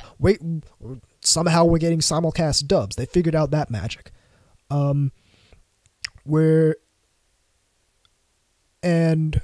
all that on the industry side, and then on the subculture side, we're seeing with the home video market, we're seeing a shift toward collectors, and that's gonna cause a rift. That's gonna cause a shakeup with the industry side in the West, because a lot of the Western industry side on the home video level is still in the paradigm of home video being the primary way people are watching anime. When everybody knows that's not true anymore, but Funimation's still selling it that way.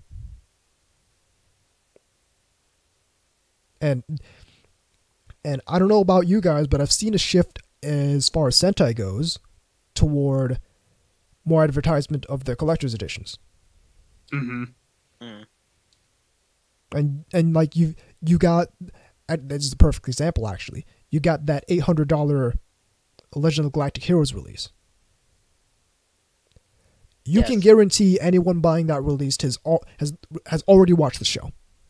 Oh yeah. You don't just fork out that kind of money for something you've never seen before. Through whatever means was available to them, and pretty recently you can guarantee that maybe they watched it through High Dive, a streaming platform, which is the primary way people watch anime nowadays. So you got that. You also have a lot of big companies becoming involved in anime. You got Sony acquires Funimation. You've got Netflix throwing around a lot of muscle, a lot of financial muscle, all around this industry. Okay, we're gonna do the Cowboy Bebop live action. We're gonna do an original. That's going to flop like a fucking turd. I'm gonna tell you, we're gonna do an original Ghost in the Shell show. We're gonna acquire Neon Genesis Evangelion, which upset the Funimation head, but maybe Funimation should have, by any means necessary, acquired Evangelion. That's a guaranteed sell. It's one of the biggest anime ever. in Japan and here. Well, it's kind of like when Viz grabbed Sailor Moon. It's one of those things where that one doesn't need any advertising of It's any one of those sort. things where how much do you want for it? Okay. So it's one of those, if you see it on the floor, pick it up and run with it, because it's a guaranteed sell. You missed out on Evangelion? I'm let sure Netflix get Evangelion? because I'm sure they were asking for like an insane amount of capital. That Pay it! Funimation, Pay the money. Are you kidding me? And here's the thing, they already have the rebuild movies. Just pay the fucking money. Get Evangelion. It's a guaranteed sell. You kidding me? yeah, but So they sure gotta sell. so you missed out on Evangelion. You let Netflix get Evangelion. And Netflix isn't even an anime company.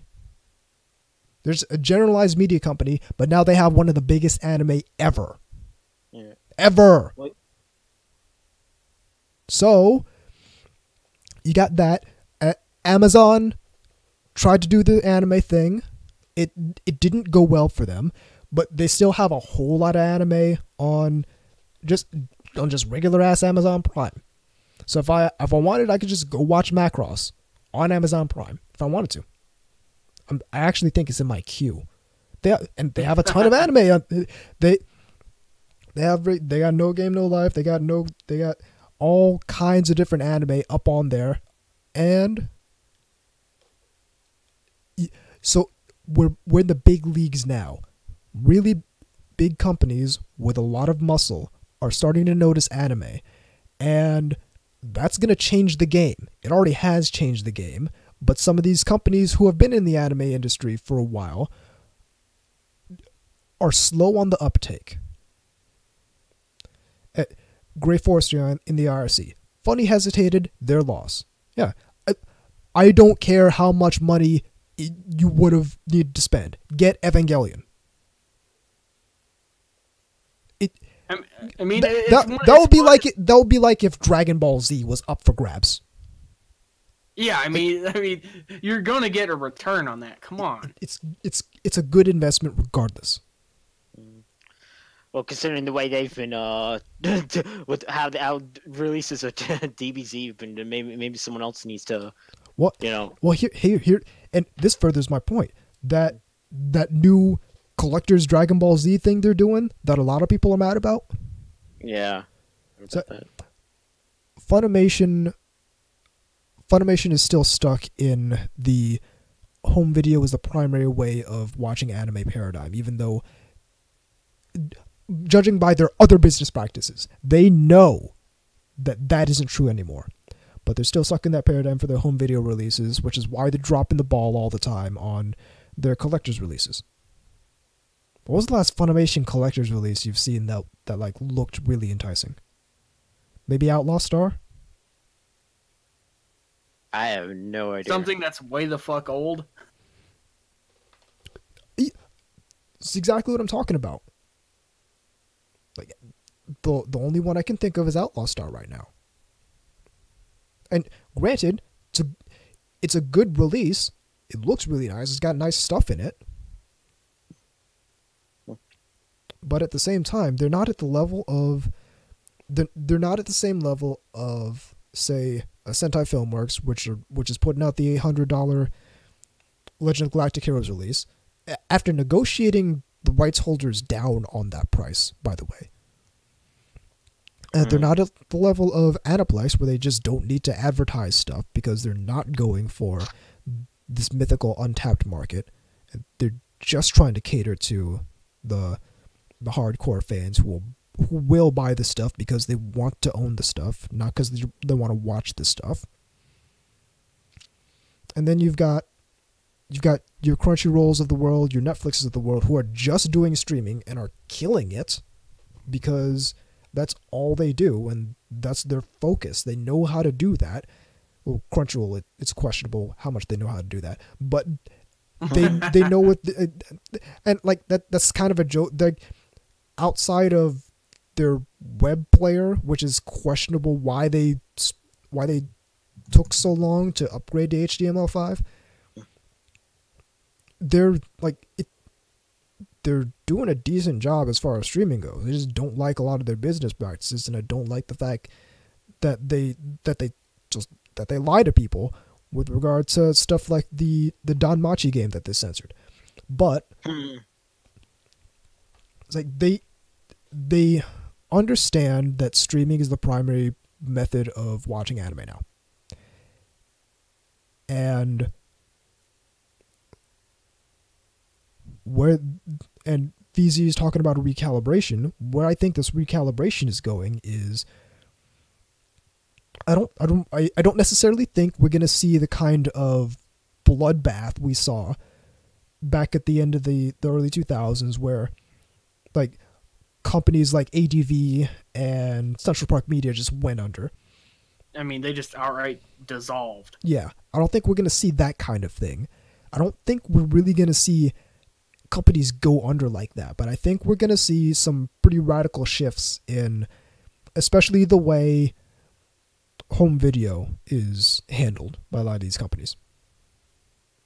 And whether that means that more companies are going to move toward the Aniplex model, which I would appreciate, because what that means is high quality, good releases. I don't mind good even extras. I don't mind even like the cheap model, but it has to at least be priced within, like, the problem with a lot of stuff is they price high, but then it's like, yeah, but you don't put any extras on there. Well, yeah, that's the thing, is like Aniplex price is high, but they've got a lot of good extras, which, like, if you were to ask me, I would speculate that those extras don't cost a whole hell of a lot to produce for each those releases. Yeah, which is funny. I always hear people complain about the postcards, or at least opinion leaders that they come with. It's like, oh, nobody's going to actually use those. It doesn't matter. It's meant to be pretty. Yeah, it's a piece of artwork from the show that's just meant to look good. Yeah, it's usually like the end cards from, like, Right. But you've got that model, which I'm hoping more people move toward, because that means high quality releases. Or you've got, let's go even cheaper. And that's a non-starter for me. Like, I don't think that's a sustainable model at any level. Especially, and I'm with you, VZ. I don't think that's going to happen either, because if you're looking at this recalibration, the problem is that only for old stuff that seems to be the key. If it's like, over a decade or more, and they decide to, like, put out and it's like cheap, then I can understand. But for recent stuff, anything within a year or two, no, you're not going to get that. See, I kind of disagree on the old stuff, if only for the fact that actually no, I'm with you on that, because it depends. It depends, because the thing about it is it's much harder to get extras for old stuff. You should kind of figure that. Well, it's harder to get extras, that's one thing, but at the same time, I'm looking at it from a business perspective, where a company needs to sell a certain amount of their product to break even on producing that product in the first place. And if you're looking at the old stuff, who's buying that old stuff? It's collectors who already know about the show and want to own the show. It's the same people buying Aniplex releases, just for different shows. Where I go sort of with that is whether or not the show is available streaming.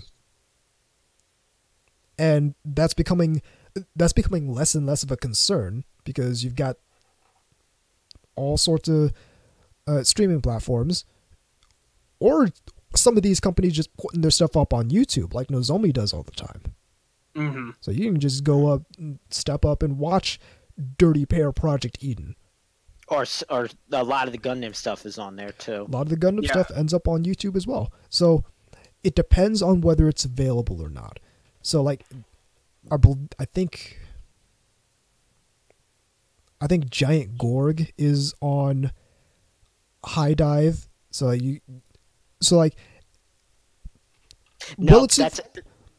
was a Discotech release. Okay, so yeah, so something like Discotech putting out Giant Gorg, not if it's not streaming anywhere, then I could say, okay, maybe this needs to be a cheaper release, because that show still is in the old paradigm of, okay, the primary way people are going to watch this show, not counting piracy, is through the home video release.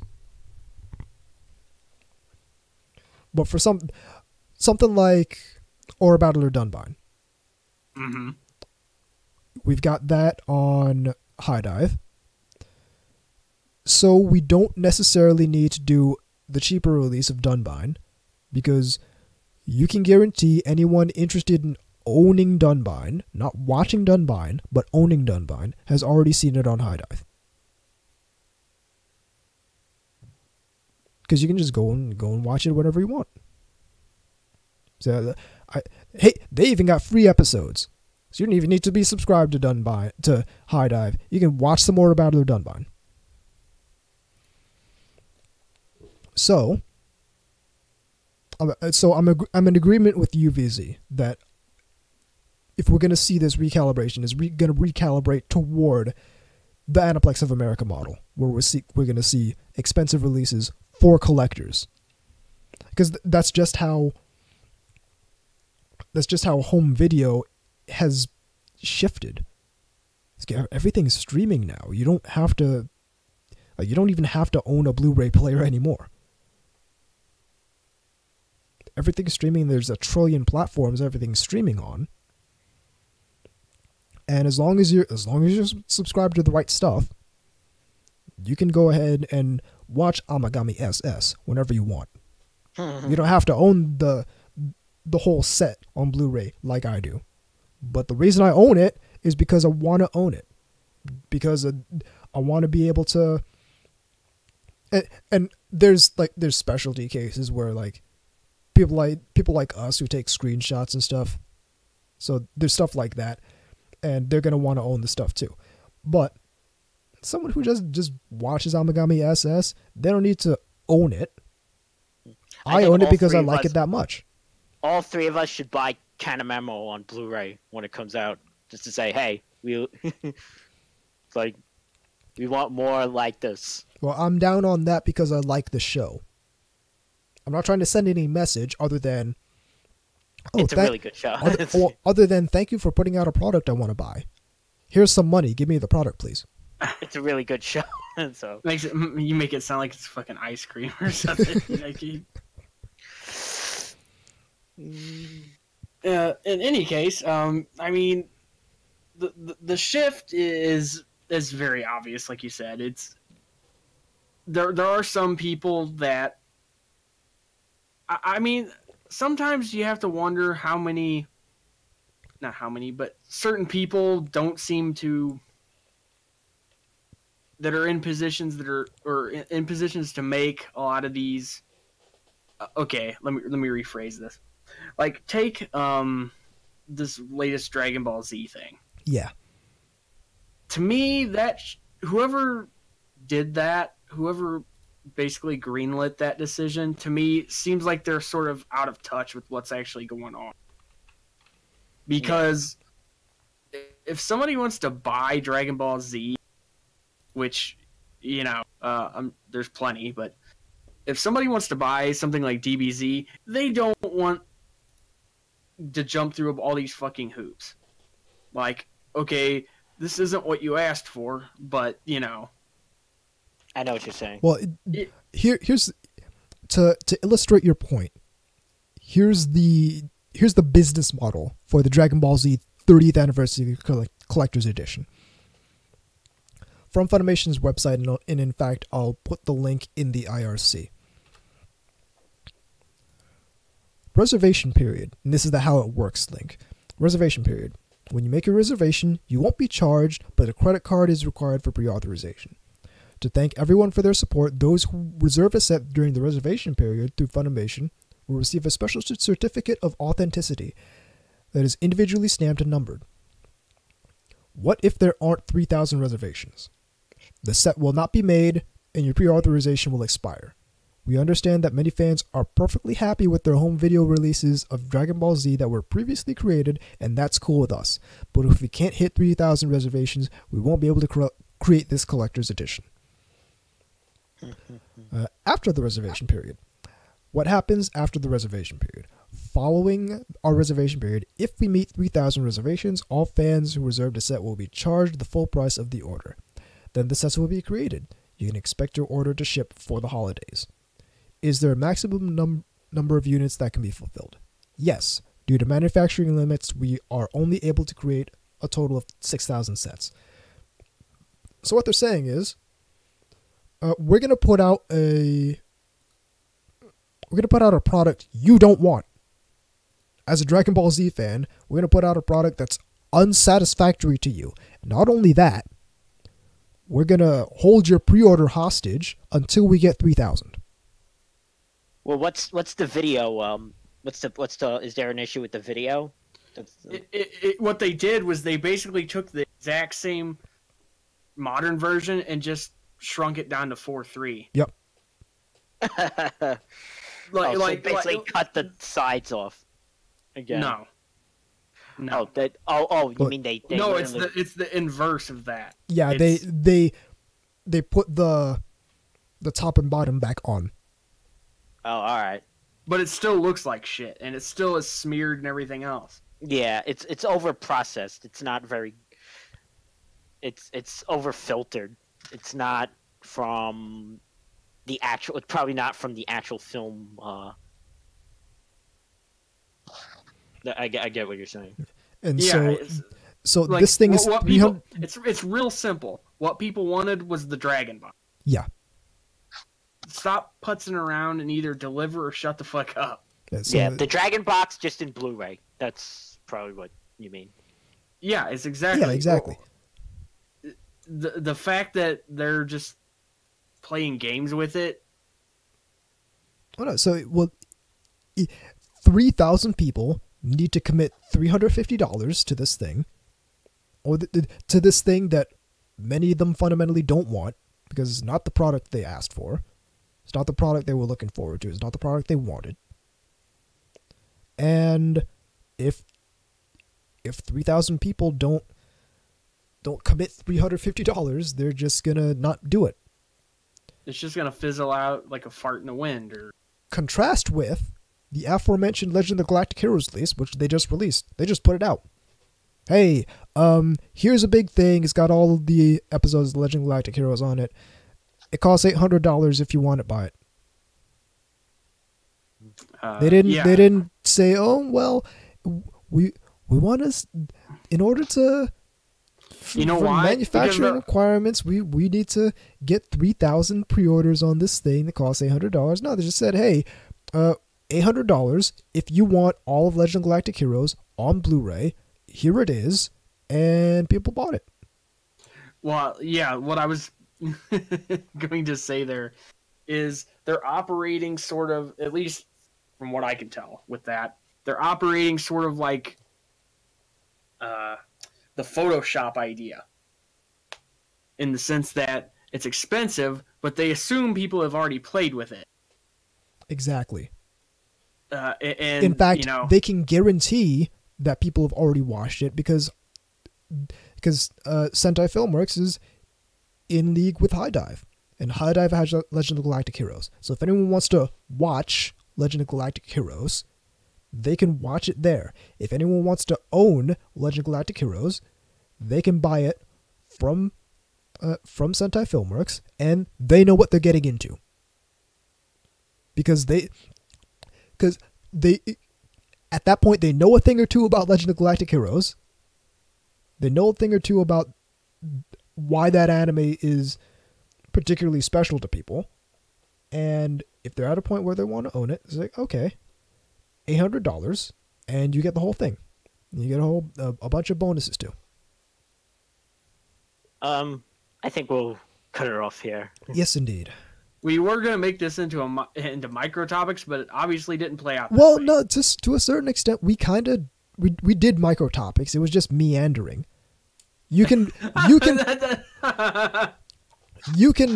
like if I wanted to do it, I'm not gonna, but if I wanted to, go through and timestamp where each particular topic begins. Because remember, we started off with the whole our company's really caring about all these causes thing that Cuba 30 Mill is about. Which is obviously not. Yeah, and ended up with, hey, we're going to see a recalibration of this Western anime home media market in the coming years. And it's not going to be as big a bloodbath as last time. No, but definitely the casualties I predict are like mostly Funimation. I don't even think there's going to be casualties. I think it's going to, like, Funimation's going to have to rearrange their home media marketing strategy, which isn't hard. Well, maybe it'll be hard for them considering this Dragon Ball Z thing they're trying to do now. But they're going to have to, some people are going to have to do something different. And what sets this era apart from the era of ADV and Central Park Media is that we got a lot of players who are specialized and know what they're doing. And not only do we have that, I'm talking the Discotheques of the world, the Animagos of the world, those people. Not only do we have that, we've got big players like Netflix and Amazon in the streaming game now, and they're doing a lot. And you have people like Aniplex of America who are doing these specialty collector's releases, and you've got people like Sentai Filmworks who are willing to do something like the Legend of Galactic Heroes release. So realistically, the only two players who are still doing the mass market home video as a primary way of watching anime thing are Funimation and to some extent Sentai Filmworks. And Sentai's been doing a lot more of the collector's editions with certain titles. And I'm not seeing that as much from Funimation. So it's mainly Funimation. Okay, just one last thing I wanted to get in there before we wrap up. Yes. The other day I was watching something and couldn't stop laughing because, again, this has nothing to do with what we're talking about. I just thought it's a microtopic. It's a micro topic. Yeah, there you go. It's a mini micro. It's a nano topic. Yeah, exactly. You can't see me, but I'm doing the dance. That's what dance. Yeah, I do. But I saw this funny thing that was like frustrating parts in video games. And the best thing about this is the image they used for this little bit was Sonic on that fucking barrel. Yep. And I could just feel Anubis getting mad, like from the past. Just I could. It's probably the equivalency of my generation, basically on that fucking Teenage Mutant Ninja Turtle thing where you can just walk over that little spot, but there's no indication you can actually do that. All right, so and so the only reason people know is because they accidentally did it. So here's a micro topic. And this is gonna be real funny on the stream. Live listeners I might put this in the podcast, but this is gonna be hilarious to listen to, particularly. So, fuck Carnival Light. Just it's not a good stage. It's like the welfare version of Casino Night. Like, it's like someone said, "Hey, Casino Night was like one of the best stages in Sonic 2. Let's do something like that. And then like the idiot in the office said, hey, okay, cool. Hey, maybe let's add this and that to it. It's a stage full of gimmicks that don't really work. And the music is not very good. No, terrible soundtrack. Not the game, just that specific level. Worst track in Sonic 3 and Knuckles, by far. Oh, easily. It's like, it's goofy.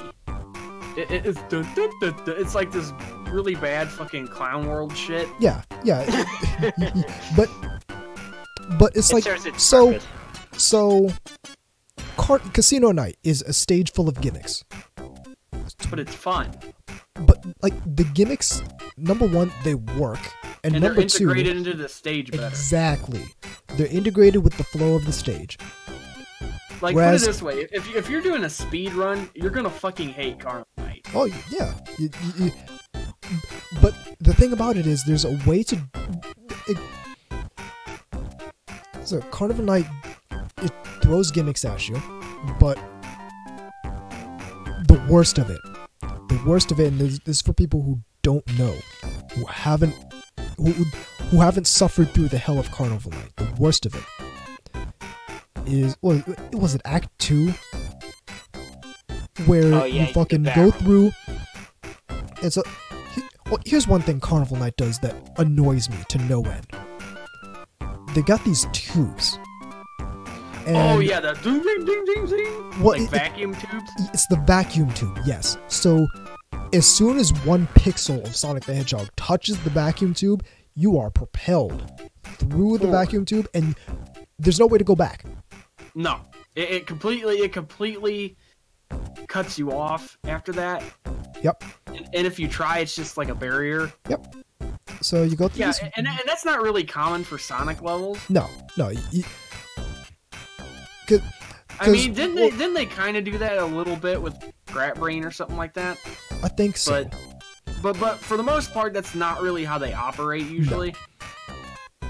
So you go through this vacuum tube, and all of a sudden you're in this small corridor with a barrel. Which, by the way, is easy to be crushed. Certainly. Especially if you're like in supersonic form and like everything is just like... Yeah. And it's just like so easy to be squashed. Even... Yeah, I'll stop. But yeah, so you go to the end of this, and it's just a sheer wall and a barrel at ground level. And what they don't tell you is that if you stand on the barrel and push the up and the down button, it operates like an elevator. Exactly. But there's no indication that you have to do this. There is nothing about this stage that suggests that is the correct way to do that. And I guarantee you did what I did the first time I got to it, and tried to jump up and down. Tried to do like jumping patterns to try to knock it down. Try and time it correctly so it went all the way down, and then you have to shot you back up. Exactly. But it doesn't actually do that. Yeah, no. So. And all you have to do is just hold up and down and... Yep. That's why I said it's a lot like in the original Teenage Mutant Ninja Turtles game for the NES. There's a one, like, you know, pixel hole that you can fall through. But you can actually, if you just hold the left button, directional pad button, you'll just walk right over it as long as you don't let go of it. But there's no indication that actually will happen. Yeah, exactly. And so everybody's trying to do all these tricky fucking jumps and stuff, and they can't get over it, and it never works. And like I said, you figure it out kind of by accident, and same with that level, really. And it was one of those things I didn't figure it out by accident. Someone told me. It's like, oh yeah, you just press up and down on that. And I'm like, what? I think I just figured it out on my own. Yeah, I did too, but it's one of those things that after I did, I just was, what the fuck were they thinking? I fucking gave up. I gave up because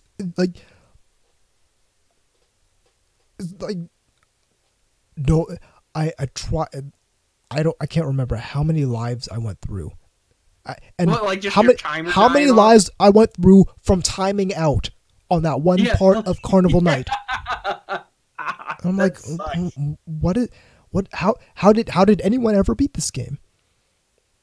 So yeah, that's why my experience with the ice cap zone and the launch base zone is actually woefully less than my experience with Angel Island, Hydro City, and Marble Garden. Marble Garden, yeah. Carnival Night, man, fucks everyone up. It's that one barrel. Okay. I think nobody was. Yeah, exactly. And then of course you play the second half of the game, and even though everything's fucking fine. Yeah, I mean the worst is probably Sendopolis because there's a couple of iffy spots, but nothing like that. Well, the only part you get stuck in Sendopolis is when you're inside the pyramid and you don't notice that the stage is looping until you're like 3 loops like, deep, and I'm like, okay, I've already seen this scenery. I think the stage is looping. I need to figure out how to do this. Yeah, and which is not really all that different from previous games. They usually had a spot like that too. Right. Labyrinth Zone definitely did. If you'll remember, because you keep sliding down that that water jet, and it just keeps repeating until you actually, do what you're supposed to do something. Yeah. Anyway, yeah. That's a micro topic. Yeah. So don't forget to try to. You don't have to, but if you want to, you could drop us a review. Tell us we're jerks. Or whatever you want to say on iTunes. Yes, you can do that. Tell your friends, tell your enemies, tell your neighbors, tell the lady at the supermarket that fucked up your bagging. There's this podcast out there you need to listen to. Hi, bank teller. Let me tell you about this podcast I listen to. No, I got the perfect thing. Go up to your fucking favorite fast food place of choice and go to the order box. This is anime podcast that you need to listen to. Yo, that's our advertisement if we ever had a commercial. What like talking into the clown at fucking like Wendy's or whatever? Someone just drive up to the thing. Hi, can I take your order? No, but there is this anime podcast that you need to be listening to. Hi, NTR here. Just like a Billy Mays thing, or it's just like, and we're here to tell you. Yeah, we're here to tell you about an anime podcast. Can I have some extra mayo on my burger? Can I have some special sauce? Lots of bad jokes here. Spicy ketchup. That is indeed the show. The email address is ntrradio@gmail.com. The website is ntrradio.net. Find VZ stuff at vzmk2morimekagatai.wordpress.com. He also has a book called The Big Book of Idols. It's at thebigbookofIdols.com. Find my stuff at iyashike.moe. You can also find some of the Geeky Panda stuff because he's partnered with us. Speaking of, I mentioned the Cowboy Bebop live action. He actually did a video for Iyashike not too long ago on that, about what we can expect from that. So there's that. You can get the shirts at iyashike.moe/store.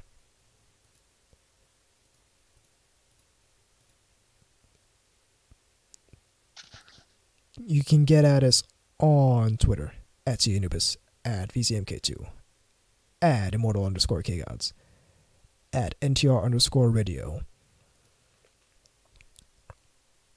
Check out the Bakugaijin show because they're really good. Check out Otaku Midnight. They haven't recorded in a while, but their podcast is very good, so check them out as well. And there's plenty of backlog if you have nothing better to do. Absolutely. That's true for us too, by the way. Oh, absolutely. We'll eventually have it all up there. We're getting there. Yeah, we're working on it. Speaking of working on stuff, I will be at Anime Boston from the 18th to the 21st of April, 2019. And it's very possible I will be at A-Kon this year. Hey! So if you're in Texas, yeehaw! And you want to basically pester me and talk about the virtues of the rodeo goat. Hey!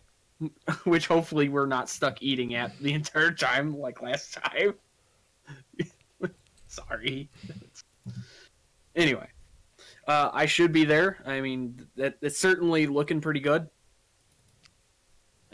As long as it doesn't flood again. like it did last time. And like, did I mention that when we were flying over there? I looked down and I was like, wow, there's a lot of lakes here. and then it just dawned on me, like, those aren't even fucking lakes, dude. As former human dwellings.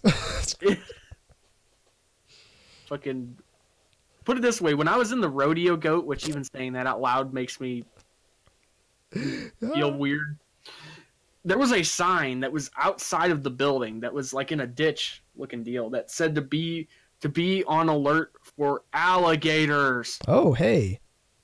That had come in from fucking Louisiana or somewhere. It's like, really? This far in?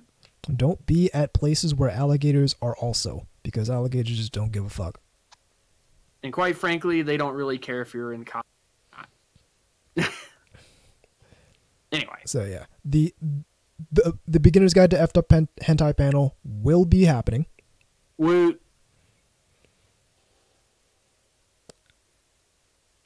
Shinikiba.moe is my business. You can find your half-naked anime girl figures there.